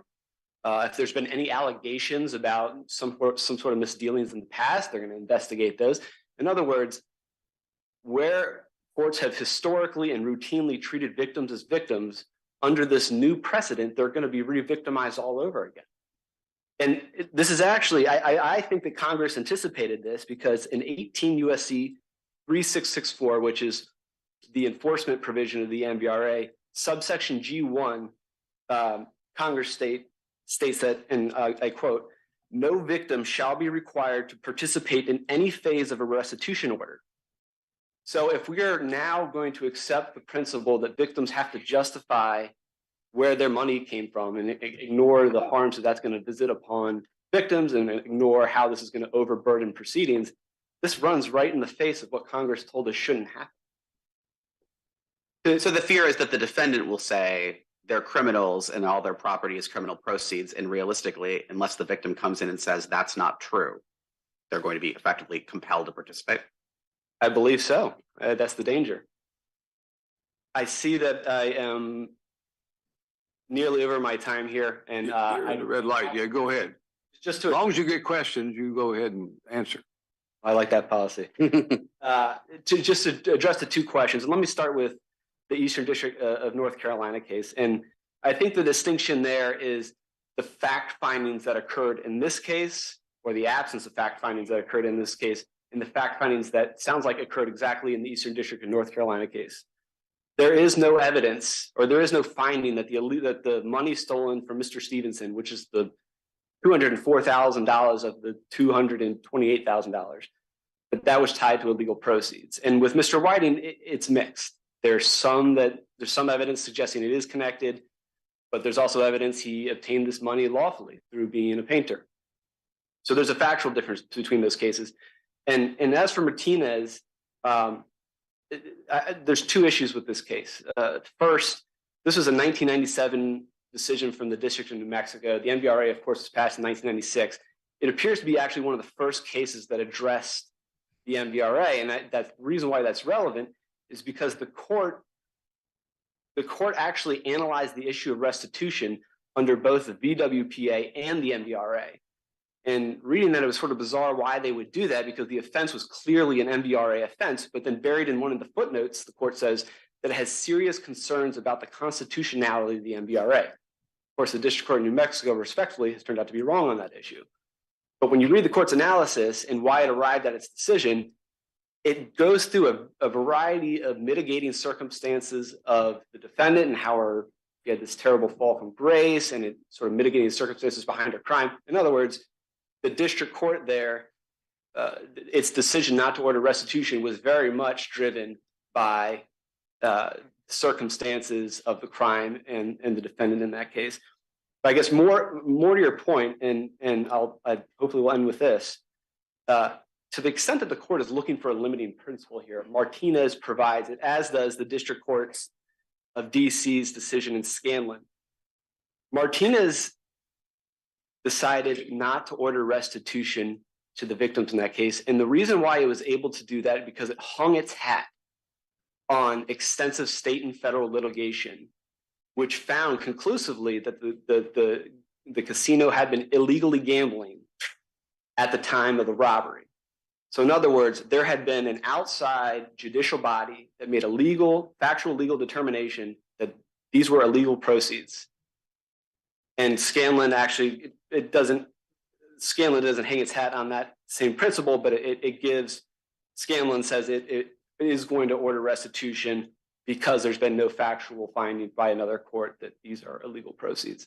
So to the extent that the court is looking for some sort of limitation to what the government's arguing, although I don't think that we need to get there, one limitation could be where a prior court has determined that cannot be the property of the victim, and that could alleviate some of the court's concerns. Your position, Judge Blake should be affirmed straight up. Yes, Your Honor. All right. Thank you very much. Thank you. Appreciate it. Mr. Reuter? Your Honor, thank you. Counsel cited to 18 U.S.C. 3664 GI, and it does say that a person who may be a victim is not required. It's not required to participate. It doesn't mean that they cannot be asked. If a victim does not want to participate, then they don't have to. There's a whole lot of difference between the way the government is suggesting that the meaning of that particular phrase. I would suggest if a person who's a victim wishes not to participate, it could be because that person is Ori Stevenson or that person is Sean Whiting. And they can't come in because— Or it's because they had a traumatic experience and they don't want to have to relive it by going into a court and testifying again about the crime for which they were a victim. They're making them a victim again. That may very well be a fact. But I would suggest to this, Your Honor, our district court judges are called upon to do that every day in all kinds of contexts. We have a system of laws, and quite frankly, to permit someone willy-nilly to walk away with $200,000 without any— So let me give you a hypo that's based on the government's argument. Like, say tonight someone breaks into my house and steals an end table from my living room, and they're convicted of Hobbs Act maybe my spouse is home, so they're convicted of Hobbs Act robbery, assuming you could meet the interstate commerce requirement. They're convicted of Hobbs Act robbery, And then there's the question of whether I get restitution for the table they stole. And they say, prove to me that you own that table. Prove to me that table isn't stolen, Judge. The victim can't prove that's really his table. It could easily be fruits of a crime, so you can't order restitution for it. Your Honor, at a sentencing hearing, it can be done by a proffer. It can be done by an affidavit. From whom? No, at a sentencing hearing. No, but an affidavit from whom? From me, the victim? From the person who's seeking to have the destruction of the TV restored. No, but What you're talking. but that's wait, but in an MVRA proceeding, the person seeking restitution is the government on behalf of the victim. Yeah. So when the defendant says that my end table is not my end table because I stole it from somebody else, you're saying the response is that I could just submit an affidavit saying it's really my end table, at which point you're effectively requiring you're essentially giving defendants the ability to, as a practical matter, require victims to participate in the restitution hearing, because the minute the defendant alleges that it's ill-gotten gains, no restitution. Now, I don't think that's the way it would work at all, Your Honor, quite respectfully. Just because a defendant says something doesn't mean it's going to be so. So so the rule you propose is that what the defendant has are you saying that the defendant has the burden of proving the property is ill-gotten? Like, how would this proceeding you're contemplating before the district court even work? So the defendant says, I think that's bad stuff. Do they have to plead it under Twombly and Iqbal? Do they have to introduce evidence? Is there a prima facie obligation? Who has the burden of proof? Your Honor, that we don't know because it has never happened before, because under the MVRA, there's only these two exceptions, a so-called co-conspirator exception and the prior preceding exception, which counsel just alluded to. Those are the only two ways that this has come up before. Our suggestion to this court our plea to this court is that there should be a third, if you want to call it, exception to the MVRA, which is you can't allow somebody who has ill-gotten gains to walk away with it. You want a judicial exception. I wanted a judicial exception. Now, there is one now, Judge King, as the government has already posited, where it's happened before the person got to a sentencing hearing. It was already determined at some other proceeding that the victim was not entitled to restitution. But that's not really what you want. Well, if it hasn't already happened, Judge King, the only way that one can get around not allowing a so-called victim to get away with ill-gotten gains is to have a sentencing hearing and to take that very issue up. That's what we think should have happened in this case. Maurice Stevenson made $900 a week as a truck driver, he said, after taxes and so on, maybe takes home $600. He has 2 weeks vacation, works 50 weeks out of the year. He probably takes home around $30,000 in cash. He owns 2 homes. He has 10 kilograms of cocaine in his house. He just had a half a kilogram ripped off by the Baltimore County Police Department. Don't you think there should be a suggestion that the 200 grand was not legally gotten? Of course there should be. It's obvious it should be. Same way with Mr. Whiting. So, Well, as But the Judge Congress generally writes the statutes, not the judges. I'd say this, Judge King. I interrupted Judge Lyden, so we're going to give her some time here too. Yeah. No, I would just say Judge Heitens has already pointed out too, though, that you do have this provision in the act about if return of the property is impracticable. And as we sit here and discuss hypos and go back and forth on all this, I feel we've come close to making that argument that perhaps it's practicable here. And Your Honor, that would be the decision of the district judge. Right. Once he or she hears preliminarily what it's all about, a decision could be made that I'll hear a proper and nope, it's not, in this case, it's not going to work. Well, we didn't in this. That's right. In this case, unlike the end table, we wouldn't even have to require the victim. We wouldn't have to do the proffer because we have testimony in the record. We have admissions. We have immunity. It comes very, very close to a finding of this being ill-gotten gains or some portion of it being ill-gotten gains. Great. I would cite to a Rifler, that's 446 Fed 3rd 65, and which is also in the briefs. But that the court, it makes it very clear how it feels. It feels like a lot of other of the court, of the judge, of the decisions we've heard. But it makes the point that if a person could not win a lawsuit for return of its property, that it should not be able to get it under the MVRA. In other words, the MVRA would now become a collection agency for people who sometimes don't deserve it, and the federal courts ought not to allow that to happen. With that, I submit, Your Honor. Thank you so much. Thank you very much, Mr. Reuter. And as I said before, I know that you're court appointed, and we really appreciate your work. It would be impossible for us to do ours without lawyers like you. Judge King, I would say this. We don't know where that money is, but we know this. I don't have it. Thank you, Judge. We appreciate it. And if we could do so, we'd come down and greet counsel right now and shake your hands and greet you personally. But we're not doing that now because of the pandemic. When you come back next time, I hope we are doing that, and we'll see you then. Yes, Thank you very much. And with that, Madam Clerk, we'll take a brief recess. The Honorable Court will take a brief recess.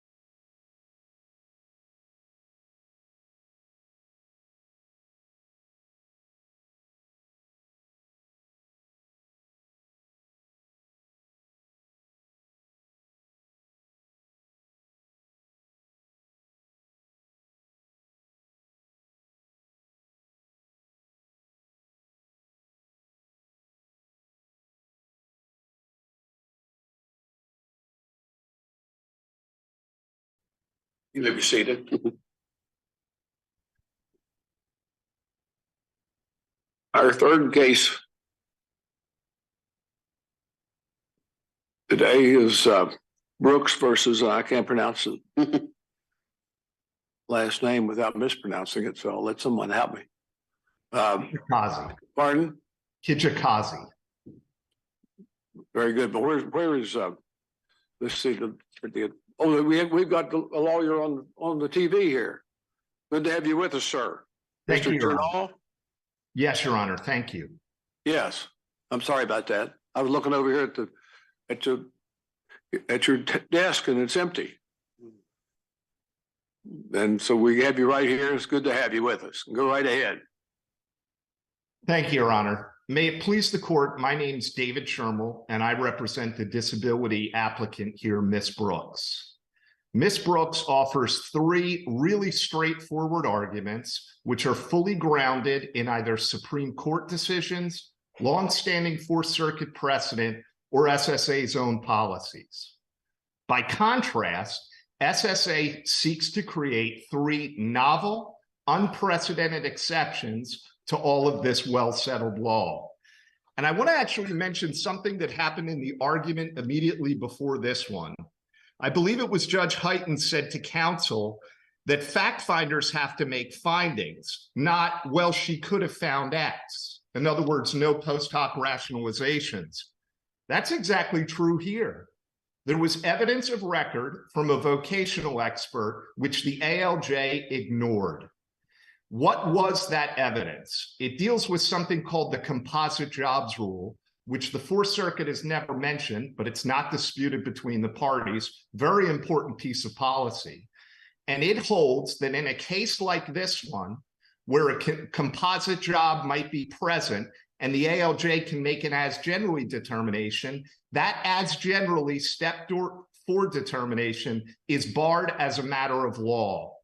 So if indeed, as the first VE said, this was a composite job, then the ALJ's decision is irretrievably flawed because that evidence was ignored. SSA admits that this evidence was ignored. The issue before this court is not whether a composite job was present or not.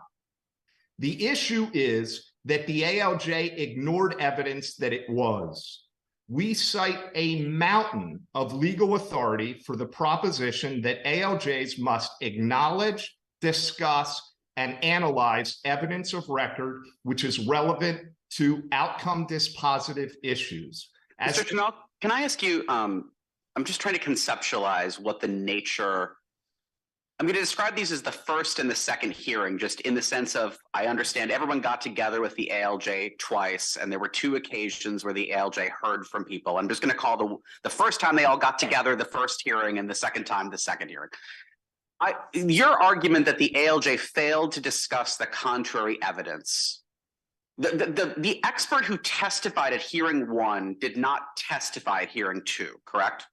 Correct. So your argument is predicated on the notion that the second hearing was in some ways just a continuation of the first. Is that right? It seems like it has to be. But you say, because in order for that first vocational expert's testimony to still be in the record, the second hearing has to, in some sense, be a continuation of the first hearing. Is that correct?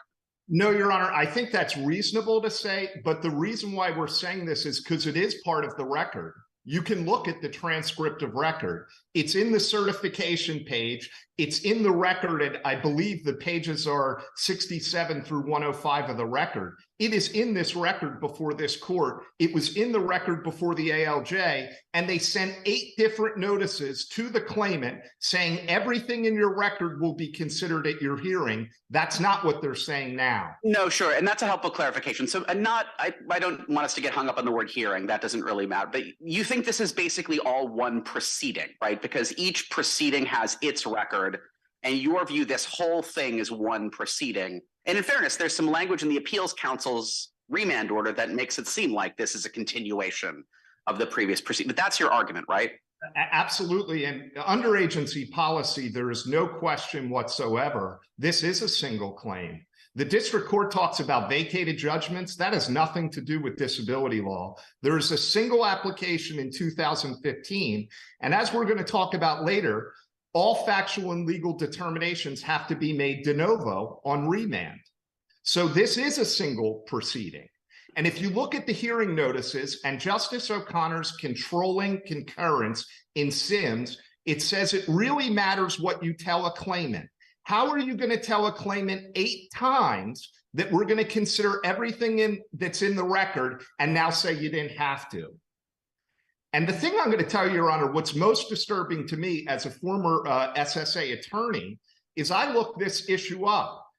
5 different circuit courts, SSA argued the opposite of what they're arguing today.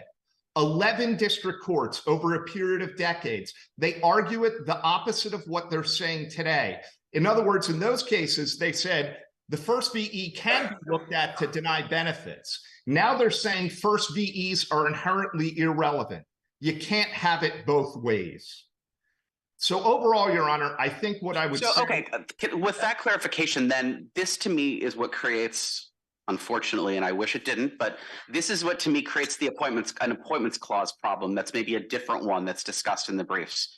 If we think this is all one proceeding and that this record is all one record, then this isn't a case where there was an improperly appointed ALJ whose decision was vacated and who then made another decision after being properly appointed. This is a single proceeding that started before an improperly appointed ALJ, who at some point during the course of that proceeding became properly appointed and was, by the time they rendered the final decision, properly appointed. But then it strikes me that SELA law suggests you have to remand that case back because this case, under your argument, I think, started out before an improperly appointed ALJ, and that single proceeding was resolved by that same ALJ. Correct. Am I wrong about that? That's correct, Your Honor. And if you look at Lucia, it's page 2055 of the Supreme Court's decision. It talks about that there is a constitutional taint that goes forward in the proceeding that attaches to that unlawful judge. They are barred from that case from then on. SSA never talks about the constitutional taint. What happened at every part of this process that is in the record matters. If you like, Your Honor, I could get to the constitutional issue. I was going to talk about PRT next, but I'm happy to talk about the constitutional with you. No, that's fine. Those are the questions I just wanted to make sure I asked about that. What do you want us to do? Send it back for a do-over before another ALJ? Yeah, and just to be Is clear, that right? Yes, Your Honor. And it has to go to a new ALJ because ALJ Bright already heard this case twice. Under agency policy, she's barred from hearing. He heard it twice, once when he hadn't been appointed properly and once after he was appointed properly. And you say that contravenes the Supreme Court authority. Correct. And what I'm saying is if you remand, it has to go to a new ALJ. I understand. And you say that the Ninth Circuit handed you a nice case here a month ago that says what you say. Correct. Your Honor, but Judge, our district judge here, who's a very able district judge, said it's distinguishable from the Supreme Court authority. Yeah, I'll get into the constitutional issue, Your Honor, and then I'll talk about the. Well, it seems to me that's the first thing you need to argue. If you can, we don't get to the merits. We wouldn't get to the merits until we're going to say if we want to send it back. Well, actually, due to the doctrine of constitutional avoidance, the court shouldn't reach the constitutional issue until it has to. But this court, we're going to face up to it. Well, and I'm going to address it at 1018 of Probst. This court said the following: claimants for Social Security disability benefits do not forfeit appointments clause challenges by failing to raise them during their administrative proceedings. That resolves this case. That is black letter law from this court, which we cite repeatedly in our opening brief, and SSA never mentions Probst. In addition, the Ninth Circuit, as Your Honor noted, ruled in direct conformity with what we argue here. And let's be clear what SSA is doing because they're playing verbal gymnastics. They say it's not a forfeiture defense. If you're saying a claimant is not entitled to relief because they didn't argue it below, that's a forfeiture defense. So whether they go out of their way to say, oh, it's some other version and it's incentives, they're arguing exactly what they argued unsuccessfully during the Lucia litigation, where I argued against Mr. Salzman in several of those cases. The other aspect of what SSA says is that an ALJ need only be properly appointed by the time of the remand hearing. We know that is absolutely false based on Lucia, based on Carr, based on Probst, and even based on SSA's own 19-1P. Every single remand in those cases, in all of those cases, were assigned to new ALJs. So there is a constitutional taint that attaches that SSA has not mentioned. It is indisputable that ALJ Bright heard this case during a time she had no lawful authority to do so. And I want to be clear about a point of agency policy, because this must have been written by DOJ. No disability attorney would argue this. This is basic agency policy. Under SSA's regulatory scheme, there are no merits-based remands and non-merits-based remands. That does not exist. Under SSA policy, all remands require de novo determination of every single factual and legal determination. It's said in the Palms, it's said in the Halix twice, and it's said by the government in the Federal Register. This has been SSA's policy for many, many years. We made this exact point about the de novo nature of disability remands at 20 and 21 of our brief. SSA never mentioned it. In general, Gliding Company from the Supreme Court, Freitag as well, encourages courts to reach the merits of appointments clause challenges because they're so important in helping to ensure separation of powers. SSA has engaged in quiet noncompliance with the Supreme Court's decision in Carr, and absent something being done about it, that's going to continue. With that said, Your Honors, I want to talk about the second issue, which I haven't had a chance to address yet, and it's very important. An ALJ cannot omit from the residual functional capacity finding proven mental functional limitations without explanation. But if we rule in your favor on the constitutional question and remand it, we don't reach the merits now. Well, under the doctrine of constitutional avoidance, you should reach the substantive questions first. But well, all right, you do argue the way you want to. Okay, I'm happy with any remand, just to be clear, Your Honor. But an ALJ cannot omit proven mental functional limitations. Either the ALJ's got to include those limitations in the RFC or explain why she didn't. The 10th Circuit in Wells ruled in direct conformity with what we're arguing on this second issue. And the legal violation here is more egregious than Wells, because in Wells, the ALJ at least explained why I found these mental limitations at steps 2 and 3, but here's why I didn't include them in the RFC. Those explanations were deficient, so Wells remanded. In this case, there's no explanation at all. So it's an even more egregious violation than Wells. SSA does not dispute that Wells is good law, and SSA never issued an acquiescence ruling. So Wells is not inconsistent with agency policy. Every single piece of relevant law, 4th Circuit case law, the regulations, the rulings, the POMs, and even the statute itself say that a claimant's impairments and limitations must be considered in combination. This is black letter law. SSA convinced the court below that because some of these limitations on the mental side stemmed from a non-severe impairment, that they didn't exist. That is false. It is not only false because of the provisions I just cited, but also because mild and none are defined differently in the regulations at 12.00 F2. Even the ALJ herself at pages 18 and 19 differentiated between none on one side and mild on the other. Our position that any divergence between the RFC and the original findings at steps 2 and 3, what are referred to as the PRT findings, that they must be explained. That divergence is directly consistent with what this court previously held in Mascio. Now, Mascio involved moderate limitations, but the principle is the same. A mental RFC assessment used at step 4, and I'm going to quote SSA policy 96-8P, quote, requires a more detailed assessment by itemizing various functions contained in the broad PRT categories.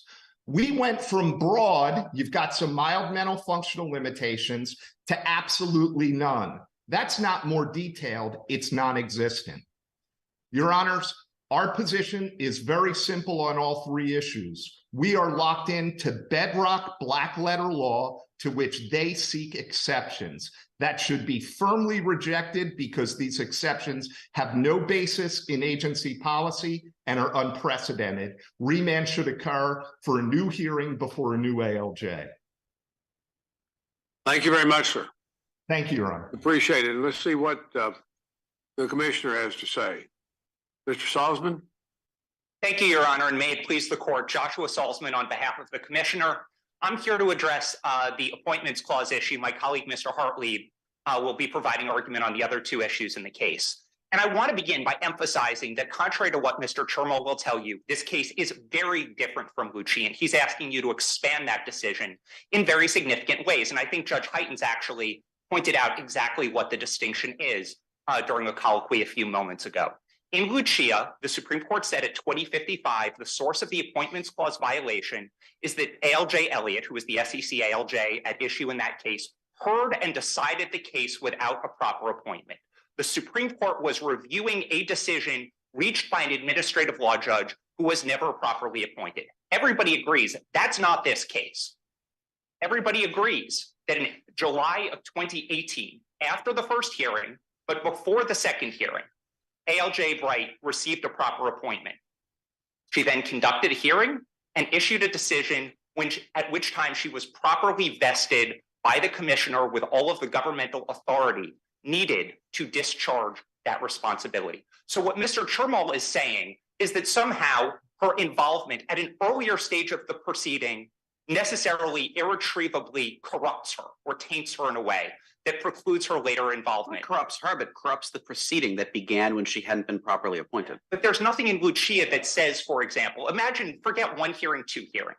Imagine that there's a single hearing, it begins, and on day 1 of the hearing, Ms. Brooks had said, Your Honor, I think you might not be properly appointed. And the ALJ says, you know what, that's right, notifies the commissioner. The commissioner says, of course I want you to sit in this case, and issues a decision, an appointment order, and then Ms. Bright, or ALJ Bright, I should say, continued to hear it. There's nothing in Lucia and nothing in this court's cases that I'm aware of that actually speaks to that situation. No, I agree nothing speaks directly to that situation, but that's a helpful hypo because my reaction is, well, then we need to start completely over. I'll tell you why I think that's wrong, Your Honor. It's important to understand that the remedy Lucia imposed is a very drastic and unusual one. And the Supreme Court explained its decision to do it in footnote 5 of that decision, which I think bears very careful parsing. That's the one about Justice Breyer's view. That's correct, Your Honor. Things which, of course, is not the ruling of the court. That's Justice Breyer's view. Well, but in the text of it, they talk about the taint from the invalid part of the thing. But there, what the taint was. That's the Supreme Court. Absolutely, Your Honor. All right. But I think the word taint can't be used out of context. What the Supreme Court said was. I don't imagine that I'm not going to say that they used it out of context. I think the reason footnote 5 is so important, Your Honor. I'm talking about the text. I'm talking about the text of that page where the footnote call is. The footnote call 5, the 3 or 4 sentences immediately above that. That's the part that you got to deal with. Absolutely, Your Honor. And there was no question that under Lucia, that if ALJ Bright had issued a final decision, and this court were reviewing a final decision issued by ALJ Bright before she had received an appointment, that constitutional taint would attach. That's exactly, if you look at that whole paragraph, we're on page 2055 of the decision here. The court begins by noting that ALJ Elliott heard and decided Lucia's case without the kind of appointment the clause requires. And it then says, as a result, there's this taint that precludes him from hearing the case on remand. And the court then goes on to explain why it's prescribing this unusual and intrusive remedy.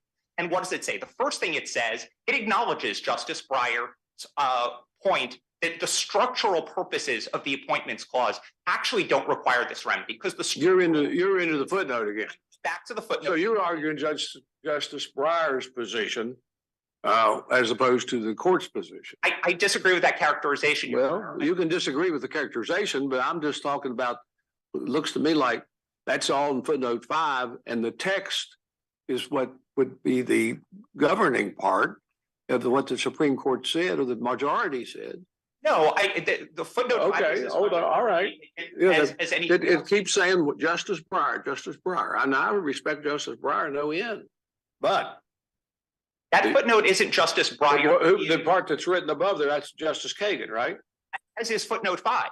Footnote 5. Well, it is hers, but she's characterizing Justice Breyer and distinguishing him. No, she's explaining she is further expounding on the rationale for the prescription of an unusual remedy. And she's doing it in response to a criticism from Justice Breyer. Right. But that is her explanation on behalf of the entire, writing a majority on behalf of the Supreme Court, and is as much binding as anything in the text. So as you say, she gives 2 reasons. One is you need to give people an incentive. And the other reason she gives is because people who make decisions sometimes have a hard time reconsidering the decision they've already made. So let's think about those here.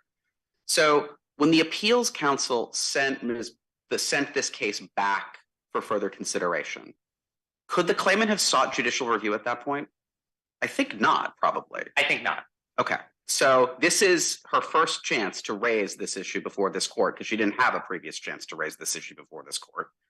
And then second, so what happened is there was hearing 1, the ALJ denied benefits. It was sent back to the ALJ who denied benefits again. That's true too, right? On different grounds, but yes, there was a denial the second time, but the first decision was vacated. The ALJ conducted a new hearing, wrote an entire new opinion, and had been told by the appeals council that she had gotten it wrong in part the first time. So this isn't a situation where, as in footnote 5, the ALJ would have no reason to think. I agree it's not the exact same situation. But in terms of the incentives, I'd also emphasize that here, there's not the same reason to incentivize claimants to raise these objections, because here the agency unilaterally fixed the problem in July of 2018 for the second hearing. With due respect, I guess my view is the moment this case was screwed up is when the appeals council post Lucia didn't send this back to a different ALJ, which seems like it would have fixed this problem. Sure, that certainly would have avoided this, but the question is, does the Constitution compel that? And Lucia is an unusual remedy. It's tied to a particular rationale. Those rationales simply do not apply here. Can I ask you a factual question? In the wake of Lucia, did the appeals council just sua sponte vacate a bunch of improper decisions and send them back? My understanding is, and this is reflected in that SSR 19-1P that Mr. Chirmal referred to, what the agency policy was not to send every merits-based remand back to a new ALJ or a different ALJ, but if individuals raised appointments clause challenges before the agency, then it would be sent back to someone else. But I do want to emphasize also— For us to send it back, do we have to rule it? Would our ruling have to be a constitutional ruling? Or we just rule because it's of the appearance of it? Because it looks unfair. It's unfair to the system. It's unfair to the government. It's unfair to the commissioner. It's unfair to you. It's unfair to the United States attorney who's on here as counsel. To do it this way. It smells. I disagree with that entirely, Your Honor. I don't see it. I'm just asking if that would be an alternative method of us to send it back. Well, I think the only— You're saying it has to be a constitutional ruling. Yes, and I don't think anything in Lucia says that a decision issued by a properly appointed ALJ necessarily has to be set aside simply because the ALJ had some prior involvement. So can I go back to that example of a continued hearing? I've been trying to think of what even an analogy would be. Okay, so imagine a proceeding. I guess this is the best one I can come up on the fly.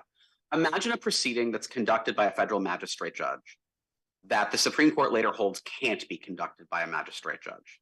But then imagine that in the course of that trial, the magistrate judge is confirmed as a district court judge and is like, and so they, in the moment, what they say they're doing is, I'm just keeping this case because I had it as a magistrate judge. It's going to be easier for me just to keep it. And then the proceeding comes to a conclusion. And then we later determined that that was not a proceeding that a magistrate judge could do at all. We'd really say that no harm, no foul. You don't have to start all over because this was a proceeding that was began before someone who was not authorized, but it's all fixed because by the time the proceeding ended, the person was the kind of person who could do this. Well, the act, I think what's relevant here is what was the act that this ALJ could not do without a proper appointment? And Any of the stuff that the ALJ did during the first hearing? well, the ALJ could hear the ALJ, but this court, of course, is not reviewing a decision from the first hearing. It's reviewing the 2019 decision, which she was properly authorized to issue. I mean, this is maybe an argument for your friend on the other side. I guess I fundamentally don't buy the idea that these are two separate proceedings. I think these are the only way this makes sense is if these are one proceeding. Okay, but if this is one proceeding, I think that underscores the fact that ruling for Mr. Chermall or Ms. Brooks here would require this court to substantially. I practiced law for a long time back in West Virginia, and most of our judges, old judges and old experienced lawyers, referred to a court proceeding as a proceedings. Everything was a proceedings. If it lasted 5 minutes, it was a proceedings. Whether it was singular or whether you had 10 hearings, it was all a proceeding. It was all taken together. And they put an S on proceeding in every event. And it was kind of odd. I didn't know it till I got into practice law, but that's the way they did it over the years. Well, here. And you're trying to nitpick. Well, I'm not nitpicking, Your Honor, because I think there's a really important constitutional. Well, I think you are trying to nitpick. I disagree, Your Honor. What we're trying to do is. It looks bad. It looks bad. I'd be ashamed of this. I'm sorry to hear you say that, Your Honor, but. Well, you shouldn't be sorry to hear me say it, and I can say it because I'm up here and I can say it right now. I've read it, and I can say it. Absolutely, Your Honor. But here's what I would say in response. Lucia is an incredibly intrusive remedy. What it does, it made SEC literally redo years and years worth of adjudications, thousands and thousands of SSA. In this case, all it meant is you all had to be careful what you're doing, and you ought to be that way in every case to get the system to look right and to apply it right. I agree that the public is entitled to have it conducted properly. In the Paralysis case, the Supreme Court recognized that as applied to SSA, you need two things. It should look fair and be fair, but it also has to work. And there are administrability concerns that get managed. Now, obviously, that has to be within. Well, that wouldn't be intrusive. It wouldn't be intrusive at all to have a new ALJ look at this lady's claim. It wouldn't be intrusive. It would work. It would work, easily work. You know that well. When agencies have to redo years worth of adjudication, that comes at a cost to the public. I agree with that. I mean, what frustrates me about this case is there was a super easy solution. The appeals council should have sent it back to a different ALJ. And all of the problems that have happened in this case is because they didn't do that. At this point, that's not where we are, Your Honor. So I think the question is just, do you? No, but in terms of how difficult would it be with the agency to comply with Lucia, they just should have done that. I disagree that that's what compliance with Lucia means. Compliance with Lucia means that a decision issued by an improperly appointed ALJ has to be sent back to somebody else. But that's not this case, Your Honor. And I do want to, if I can have a moment to respond to the Carr and Probst points, just because Mr. Chermall emphasizes them so much. And I do think it's important to explain why those cases are inapplicable here. If, for example, set the appointments clause to the side. You had the first hearing and there was the ALJ applied the wrong legal standard and also failed to consider evidence. It went up to the appeals council. There was only. Are you taking Mr. Hartley's time now? I'll use a minute of his time and then yes, I recognize what's going on here. If it went back on a remand just on that one issue, the ALJ acknowledged the evidence and also applied the correct legal standard, and then it went to court. You wouldn't say that there was a forfeiture of the application of the wrong legal standard. You just say the second decision, that the decision ultimately on review did not have the defect of applying the wrong legal standard. And so too here. The decision was issued by a properly appointed ALJ. I do want to, unless the court has more questions, reserve the rest of the time for Mr. Hartley. Thank you, Your Honors. Very good. Thank you very much. Appreciate it. Good to have you here. Mr. Hartley?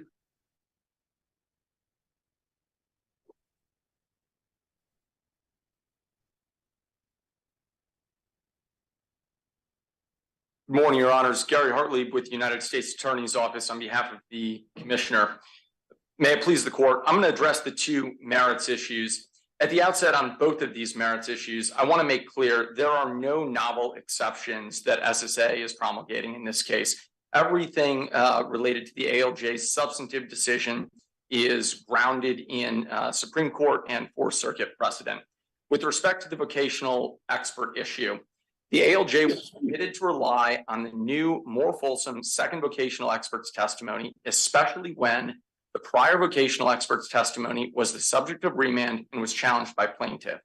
There are no categorical rules requiring an ALJ to give any particular weight to all of the vocational experts of record or mandating that the ALJ choose one vocational expert over another, which is what plaintiff is asking in this case. So, Mr. Hartley, I agree with all of that. I think that's true. I think if this ALJ had said, I'm crediting expert 2 over expert 1, maybe even had just said that, and certainly had said, and here is like a 2-sentence explanation of why, I think this almost certainly would be upheld, putting aside the appointments clause issue.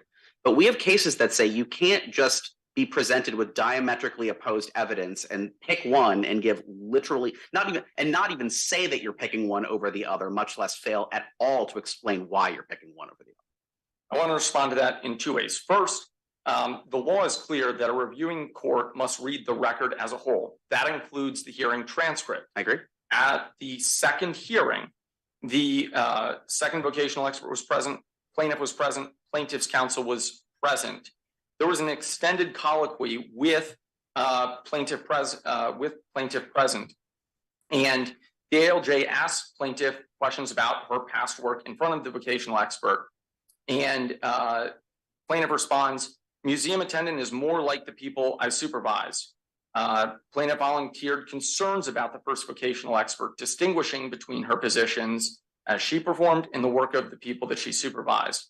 And the ALJ asked plaintiff to confirm whether that was correct, which she did. The ALJ asked, "Is there anything else you would like to add? This is about your inability to work. If I miss something, this is the time to give me all the information." So now we look at SSR, the Social Security rulings, and it's clear that the claimant is the primary source of information and testimony about her past relevant work. Claimant herself listened to the description of the job, took issue with the first vocational expert's characterization of it as a composite job, said, "No, that's the people I supervise." And it was based on plaintiff's own clarifications after plaintiff had taken issue with the first vocational expert. That was why plaintiff sought remand. And if the ALJ had said that, I don't even know if again, bracketing the appointments clause issues, I don't know if we'd be here, but the ALJ didn't say that. Sure, but decisional perfection is not the standard. The standard is I understand. substantial evidence. And in this case, the ALJ. So let me give you a hypo. So imagine this 2 hearing stuff doesn't happen. Imagine this is 1 hearing and both of these vocational experts testify at 1 hearing. This is a single continuous hearing. I know that's not the case, but imagine that it was. So you think that even if that had been the case, that this had been a single continuous hearing, that what the ALJ said here would be sufficient to survive review? Well, the challenge with 1 single hearing is then it starts to look like conflicting evidence. And yeah, it does. This is an important point because I actually don't think that you have conflicting evidence. What you have here is 1 vocational expert who had 1 set of facts with plaintiff at the first hearing. And later you have a supplemental set of facts. Plaintiff has later clarified those facts, has provided new facts, and given those new facts to the second vocational expert. You don't have 2 vocational experts issuing an opinion on the same set of facts. So they don't squarely conflict. They only conflict in the opinion that they get to at the end. But because that opinion was on different facts, there's no contradiction and there was no obligation to reconcile them. The court has made clear the 8th and 9th Circuit have already considered this issue and specified that a court does not have to, an ALJ does not have to discuss and credit prior vocational expert testimony from a prior hearing when there's a new vocational expert. You have one decision in this case, and that is the final ALJ hearing decision. There's no question between among any of the parties that the second vocational expert's testimony, upon more fulsome facts and data, was supported by substantial. I agree with you, but what I don't hear you doing is defending either the magistrate judge or the district court's conclusion that the first hearing just went poof and vanished from the record. You're not defending that today. I don't hear you defending that. The first decision was vacated. I understand the first decision was vacated, but not the record from the first. It's not like we can just pretend the first hearing didn't happen, right? That's correct. And to be clear, on appeal, this court reviews reviews the parties' briefs de novo. So I understand. You will know in our briefs, we are not making an argument of vacating. We are not arguing that the record went poof. The first vocational experts hearing testimony, that hearing is in the record. That happened because ultimately from start to finish, you had an application, a first hearing, an initial decision, which was subsequently vacated entirely. And then you ultimately have one final decision. So it's not, So you would not have us uphold the denial of benefits on the theory, which again, at least there's language in the magistrate judges and the district court's opinion that says you can totally disregard the first vocational expert because that is a hearing that was completely vacated. It's as if it's not in the record anymore. You can totally pretend that it doesn't exist. You are not asking us to affirm on that ground. That is correct. I'm asking you to affirm because there is substantial evidence for why the ALJ reached the conclusion that the ALJ did, which is the final decision of the commissioner here. And that is because plaintiff challenged the first vocational expert. The appeals council agreed that the first vocational expert's testimony had flaws. There was new, more fulsome testimony and a valid decision reached at the second hearing. And that decision is the one supported by substantial evidence. And that's why this court should confirm. I want to turn to the second issue on plaintiff's mild mental impairments. At the outset, it's important to state what this case is not. This is not one of a complete omission of plaintiff's mental difficulties. The question is simply asking whether the ALJ adequately discussed her mental capacity in formulating an RFC. That is a fact-dependent articulation point. There is no bright line rule that a mild mental impairment, which is a non-severe impairment, that it necessarily must result in a functional limitation that restricts plaintiff's ability to work. This court just 2 years ago in Shinneberry articulated that point. So although plaintiff says that this is a purely legal issue, it is not so. Instead, it's a fact-dependent issue. Here, the record is replete with explanations that provide for meaningful judicial review and demonstrate substantial evidence. I see my time has concluded. May I? You can finish your thought there. So the ALJ's decision discusses plaintiff's mild mental limitations and whether or not any functional limitations should result at length. The decision has to be read as a whole, as this court has repeatedly pronounced. That discussion is at steps 2 and 3 in conformance with the regulations, and again in the RFC. But the decision in steps 2 and 3 went well beyond the discussion that's normally there. The ALJ discussed the impairments and then explained whether functional limitations should result. The ALJ called 2 state agency psychological experts, and they agreed that there were no functional limitations that should result on account of plaintiff's mild mental limitations. So based on the facts in the record here, where plaintiff's mild mental limitations were well treated by medication, plaintiff never saw a psychological expert, only saw her primary care physician, and the state agency physicians who reviewed the record found that no functional limitations were warranted. The ALJ's decision on this point is also supported by substantial evidence. Thank you. Thank you, Mr. Hartley. Yes, Mr. Jeremiah, Yes, Your Honor. you've saved some time.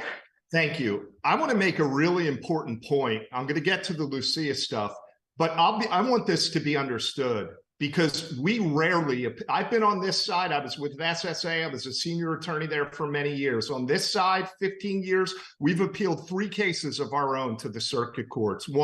This is the 3rd one. We won the other 2 in published decisions. Why did we bring this case up? Because SSA misled the district court. Look at what they wrote below. The magistrate judge and the district court judge didn't make up, oh, geez, I guess the VE's testimony disappeared from the record. That's what SSA had argued. They now abandoned that. They should have never argued it in the first place. Everything else they address on the substantive issues is prohibited post hoc rationalizations. A key part of Lucia I want to get into, though, is this section, the remedial section. SSA has consistently misread this. Understand, this section that gets into what Justice Breyer suggests and the footnote, this is all about the extent of the remedy, not whether a remedy will be given. In other words, what the court says is, we're going to send this back, and now we add one more thing. The one more thing is, it's got to go to a new judge.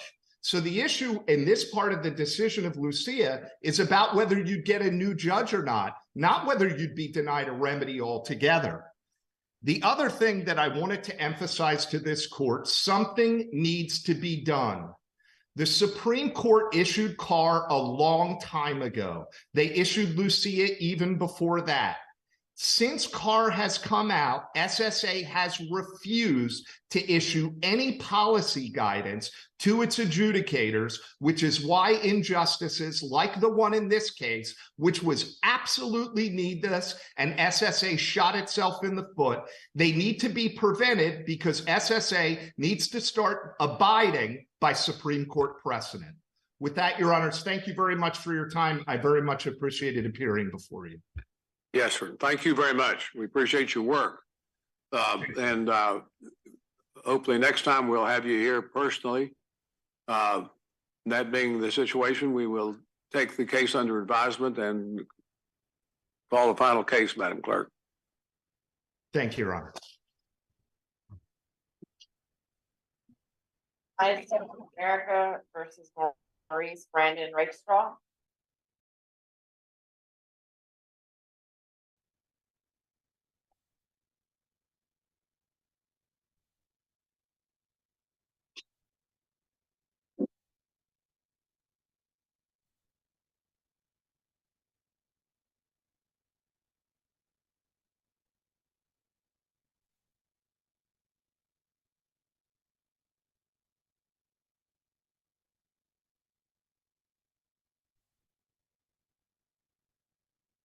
Mr. Bach, when you're ready. Yeah. That's all right. Take your time, get ready. Good to have you with us.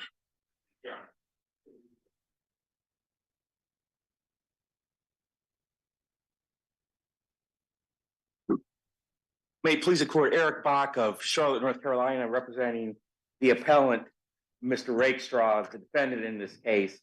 In this case, Mr. Rakestraw was originally represented by the federal public defender of the Western District of North Carolina and entered a plea of guilty to 4 counts in this case. And counsel was substituted. I represented Mr. Rakestraw at his sentencing hearing in this case, where he was sentenced by the Honorable Robert Conrad of Charlotte, North Carolina, where what had happened was prior to the sentencing hearing, he had, when he was represented by the Federal Defender's Office, he had been sent to Florida for a competency evaluation. That report is part of the sealed portion of the record in this case, that Mr. Rakestraw was only partially cooperative with the evaluator in this case. The evaluator felt that Mr. Rakestraw was competent to go forward in this case, and that was the report that was tendered in this case. That report occurred approximately 1 year prior to his actual sentencing in this case. That what had occurred in this case is shortly before his sentencing hearing, that Mr. Rakestraw had a suicide attempt at the local jail where he attempted to hang himself.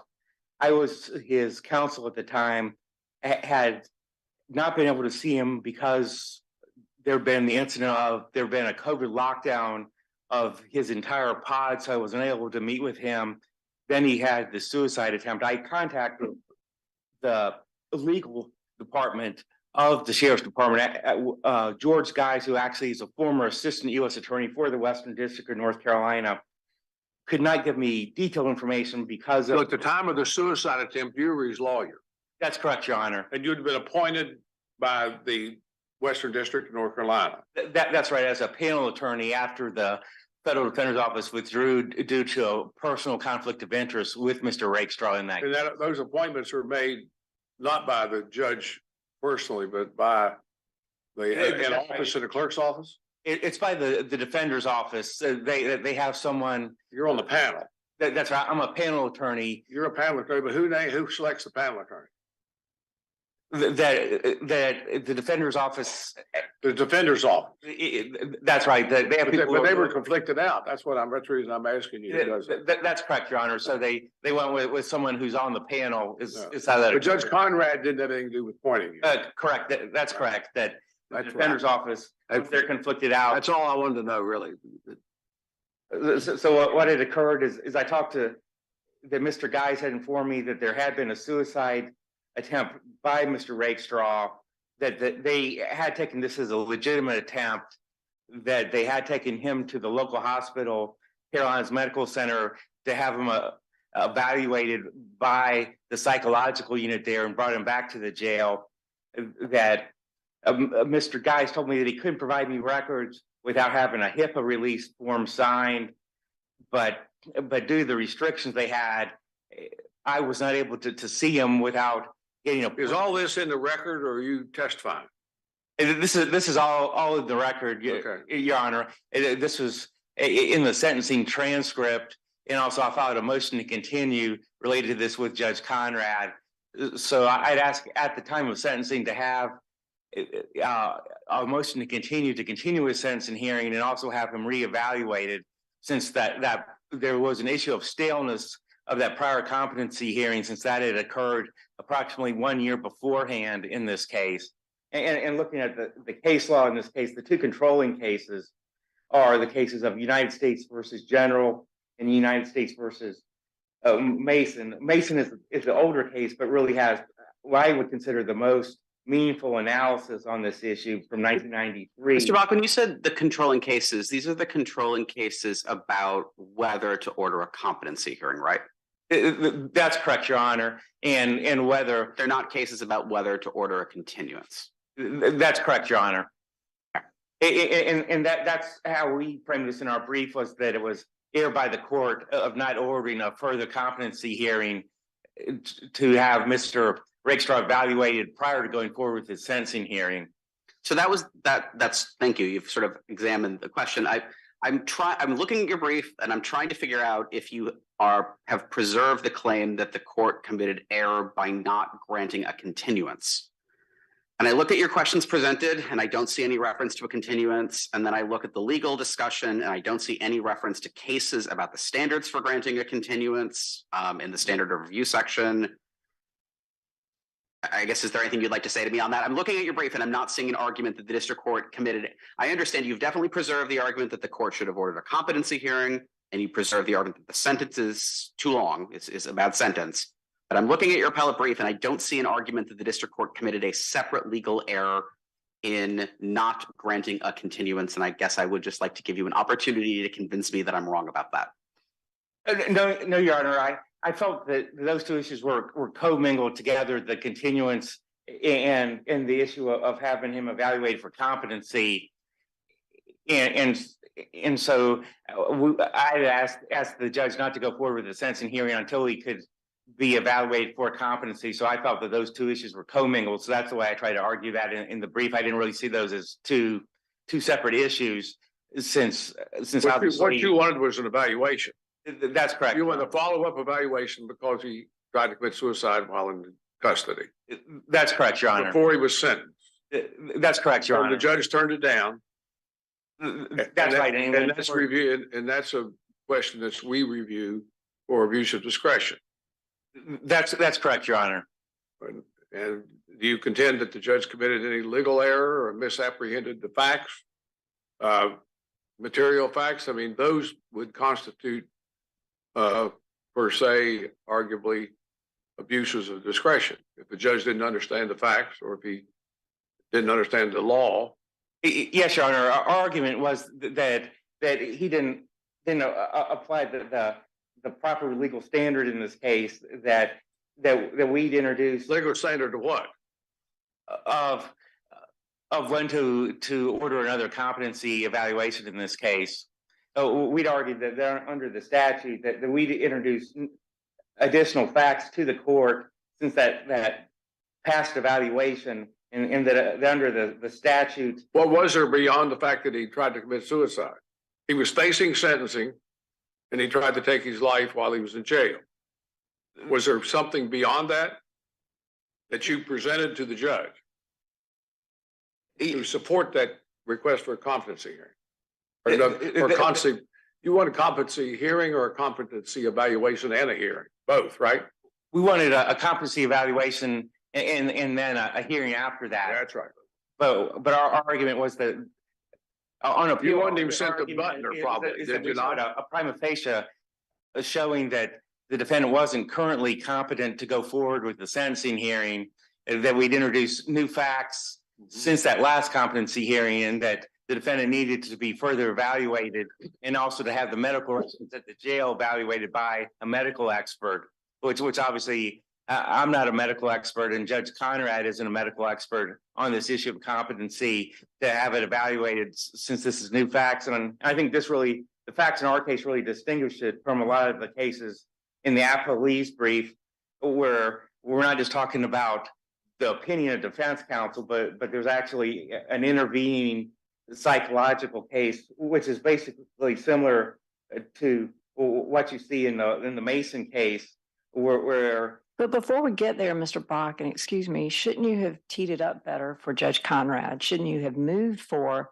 another competency evaluation and argued that it couldn't take place until you got these records, that you needed to get these records to further evaluate it?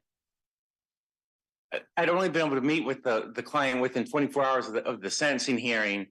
But you said you were going to, I think, wasn't there evidence in the record that it indicated you were going to file a motion for competency evaluation, but you didn't do that. You moved for a continuance. Yes, and asked Judge Conrad at the hearing to order a competency evaluation at the hearing. Okay. And certainly it was a situation where only being able to meet with my client within 24 hours of the hearing for the first time, within 3 weeks, to the issue of the fact that I had no access to him, due to the fact that the jail wouldn't allow access, due to the fact that they had him under COVID seclusion and then under suicide watch. They wouldn't let you see your client. That's correct, for a 3-week period of time. That's correct, Your Honor. Now the record supports that? That's correct, Your Honor. I placed that in the motion to continue and also brought that up at the sentencing hearing to Judge Conrad. That's correct. How'd you establish the fact you hadn't been able to see your client? You just told him that, or did you have jail records where they turned you away? How'd you prove that? I drafted that in the motion to continue and put that told that to Judge Conrad at the sentencing hearing. You put it on the record when you spoke, and you put it in a written motion for continuance? That's correct, Your Honor. So you made a written motion for continuance? That's correct, Your Honor. And I'm trying to look at the sentencing transcript to see where you actually asked for the competency hearing, but neither here nor there for now. We have to look and see whether there was something at the sentencing that came forward that would have required Judge Conrad to stop everything and order that second evaluation. So what did you provide him other than, as Judge King pointed out, just the fact that there had been the second, there had been a suicide attempt? Did he let you speak to your client? And I think he even said, you haven't told me anything else other than suicide, but I'll take that at face value, he said. So did you were able to talk to your client? Was there something that indicated he wasn't able to assist you in his defense, assist you for sentencing purposes? Was there something else that you should have told Judge Conrad? Because he seemed to be asking for that. I told him that I had only been able to meet with him for this brief period of time, that it related to Judge Conrad, that I hadn't been able to review the medical records that I would be able to get the medical records in a short period of time, but that from the little bit of time available to meet with my client, I had concerns about his competency and that he did not seem as stable as he did beforehand. I tried to relate that to Judge Conrad. Obviously, this was a fairly brief sentencing hearing. But he said, I'm going to let you argue everything you want to argue, and I'm going to let Mr. Rakestraw address me in any manner he wants. And in fact, he did. And you all discussed about, how he was getting his life together and wanted to do better by his child and those sorts of things. But Judge Conrad did say, I'll let you make your argument. But right now, all I've been told is there was this suicide attempt. And then he paused. You all took a break for you to talk to your client further. I'm just asking, did you offer anything else in terms of how Judge Conrad was to determine whether another competency hearing was required? But basically, what's in the record is what we offered in that case. That I was able to just talk to the client. If it's unclear from the record, that was a very brief conversation of about 90 seconds, just at the defense table. Just as if I was talking to a client right here for 30 to 40 seconds, and that's the only time you're able to talk to him. You weren't able to access him in the jail at all. I had one meeting at the jail with him. How many did you go there every day and try to see him? He was on suicide watch, so but they wouldn't let you see your client, except for this one meeting. That's correct, Your Honor. Except for one time. That's correct. And did you present that to Judge Conrad? Yes, and argue that. Yes, I did, Your Honor. And I did. Obviously, it's hard to kind of put this clearly, but I did contact his. Did you tell Judge Conrad that he was denied effective counsel and you couldn't properly represent him or anything because you weren't denied access to him? Yes, and I placed that in the motion to continue that I filed, and it also did relate that. Obviously, this is hard to put in the record, but did contact his law clerk through Chambers of the fact that I had these concerns about the ability to go forward on this issue. And Mr. Buck, if we decide that not to affirm Judge Conrad, do we have to make a finding that every suicide attempt requires a competency evaluation? I think that's what is a concern I have. Is that what we would be required to find? That the fact that there had been a suicide attempt means that a second evaluation must be ordered. And particularly, I'm concerned about it where we have a previous evaluation where not only did the examiner find that there wasn't a competency issue, but ultimately at that guilty plea colloquy, the defendant sort of abandoned the challenge to it. So I'm just asking if we don't affirm, are we necessarily finding that evidence of a suicide attempt means sua sponte or whatever, the court must order a mental evaluation? no, I don't think so, Your Honor, because I made it clear in the motion, and also this is clearly in the record that I would be able to get records from the Sheriff's Department in a very short period of time, within 7 days. So I think certainly you could craft an order that certainly the district court could had some other remedies they could have done of reviewed those medical records themselves to see if there's a good faith basis to order another evaluation beforehand to go. Where was the first evaluation made?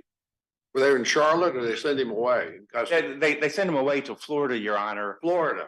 But that was. But I usually do them up. I thought they did them here next to Raleigh at Butner. At the. I believe the psychiatric hospital in Charlotte is the judge signs an order and then the Bureau of Prisons decides where they decide where he's going to go. I know space available. So often it's. But did you want him sent away again, or did you just want him to see the psychiatrist down the street? I just wanted to have a proper evaluation done because I would have even been satisfied if the judge would have just authorized funding for a licensed psychologist to see him at the jail as far as a contact visit. Obviously, there's been because of COVID, some complications and being able to do that adequately at the jail at that time. But Were you concerned about his ability to cooperate with his lawyer or understand the nature of the proceedings and that kind of thing? yes, I did have. Tell that to the concerns at judge? that time. Did Yes, you tell Your the Honor. judge you were concerned about his competency to understand what was going on and to assist you in representing him? Yes, Your Honor. You did? You told the judge that?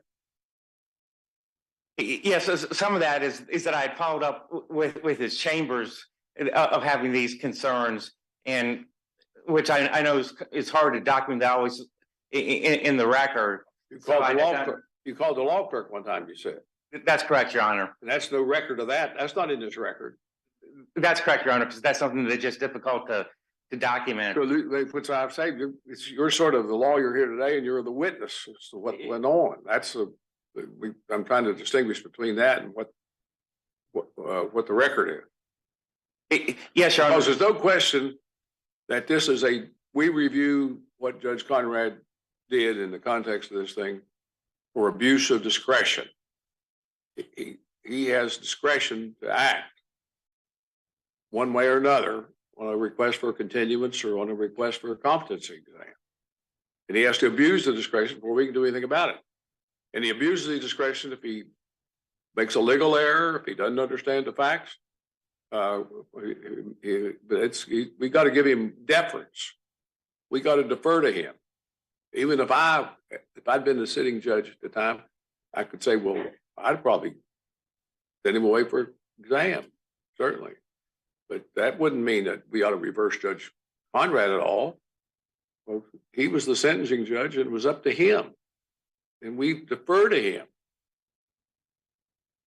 Yeah, I just want He's a good judge. I mean, he's been through these criminal cases. He's had thousands of criminal cases. He was a prosecutor for 15, 20 years. He's been a judge for 25 years. No, Your Honor, I would not argue with his experience. I just would argue that with the motion, with only being able to see my client 24 hours before this hearing, or actually, I think it was less than 24 hours, that I filed a motion to document what the issues were and followed that up with the judge the next morning in court. I just feel that adequately raised this issue and argue that that's enough evidence if you apply the case law. And the judge denied it and imposed a sentence. Right? Judge denied your motion and he imposed sentence.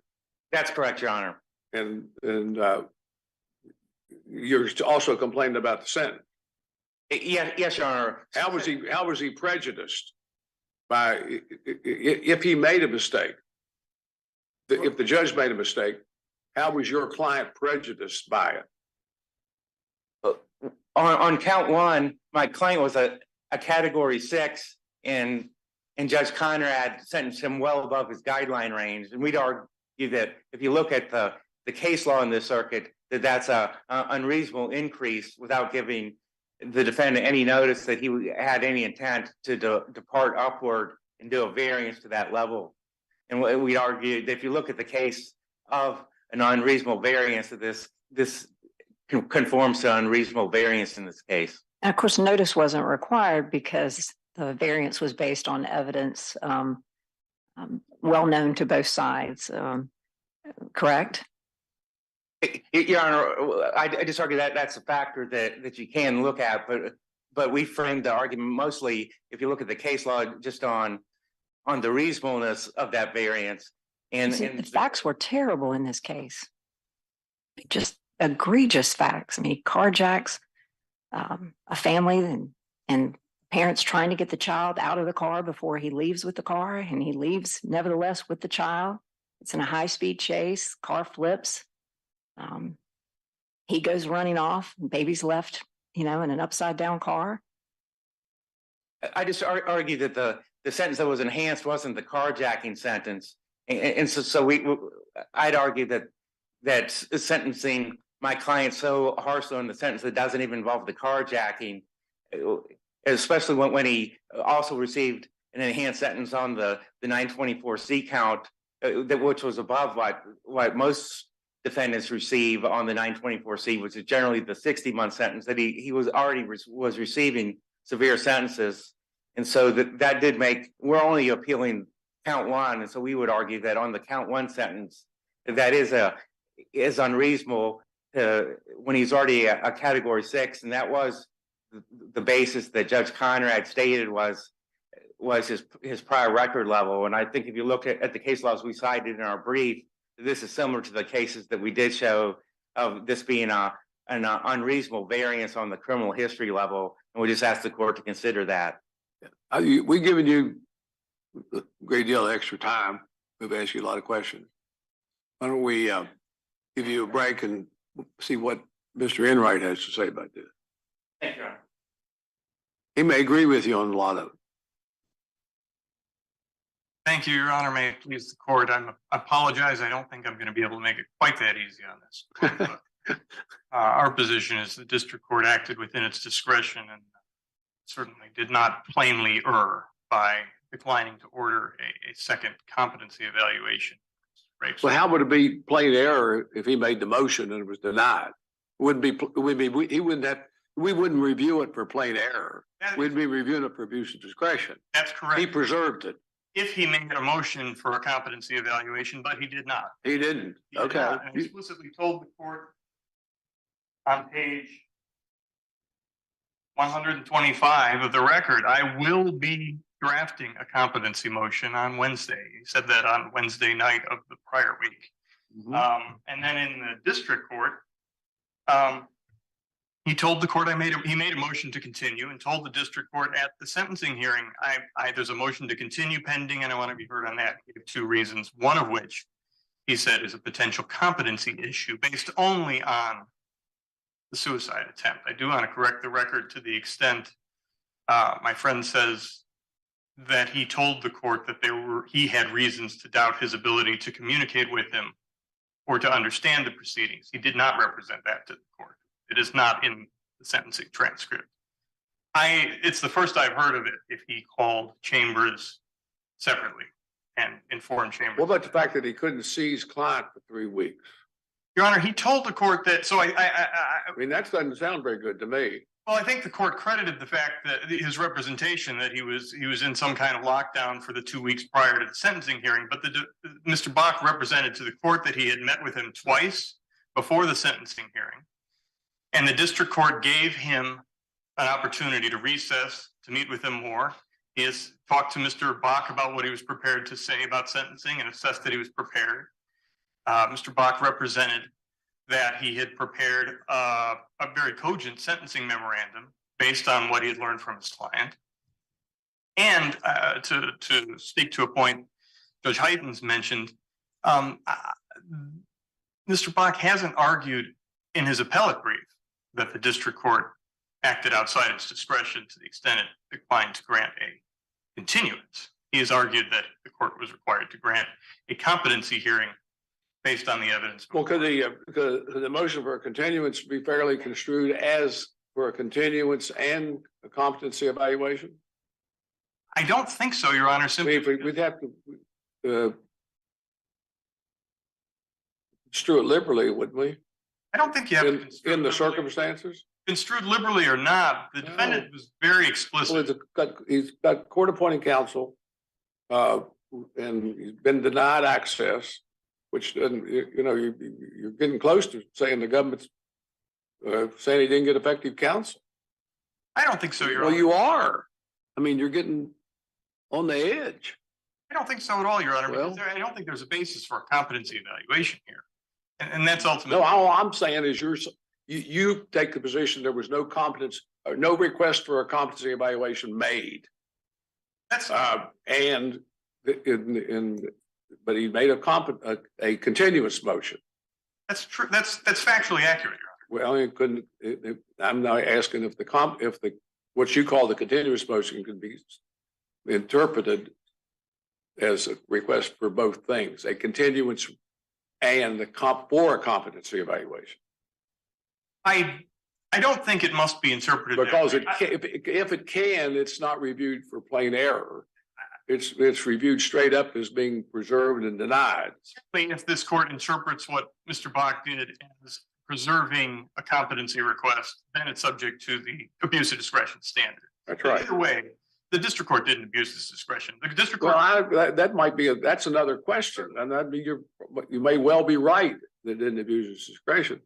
But you're saying that the lawyer didn't do his job. No, He didn't, that he knew that the guy had competency problems. And rather than raise them with the court, he abandoned the competency problem. no, He didn't, Your Honor, really, you said he didn't ask for a competency evaluation. That's when you stood up. He didn't preserve it. Reviewed for plain error. I'm saying that because it's factually accurate, Your Honor. I'm not suggesting anything Well, about if it's factually accurate, that's the way we ought to treat it. I agree with that, Your Honor. I don't agree. What I'm not saying is that I'm not casting any judgment on counsel. I think I suspect Mr. Bach's disadvantage is that a suicide. Well, I think a reasonable thing for a lawyer to do if the client tries to commit suicide while awaiting sentencing in jail is to move for a continuance and move for a competency evaluation. Those are absolutely two steps that should be taken. And it ought to be taken promptly. They ought to be taken promptly, and they ought to be taken together. And then the court denies it, we review it for abuse of discretion and go on.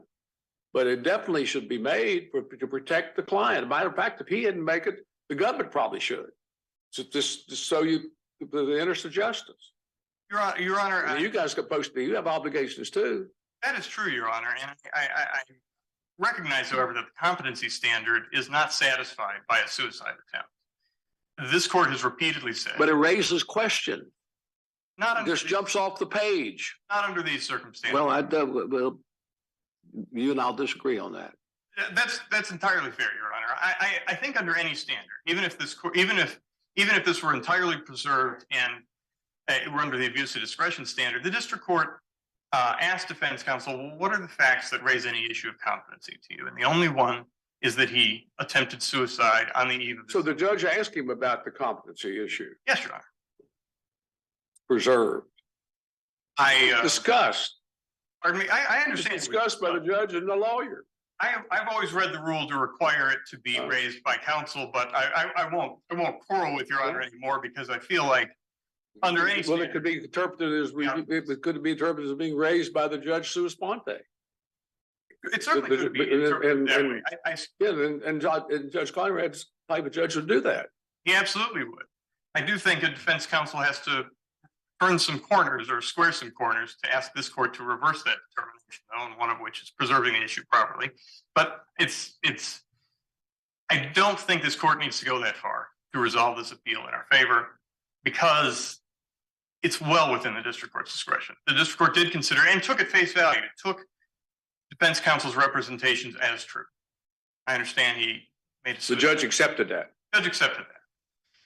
And what the court said is that doesn't establish competency. And he's correct under the standard. The standard is, So he understood exactly the judge did on the record here, what was going on, and he considered it and denied it. Absolutely. Right. And then so you go to the merits and he says he erred in the sentencing.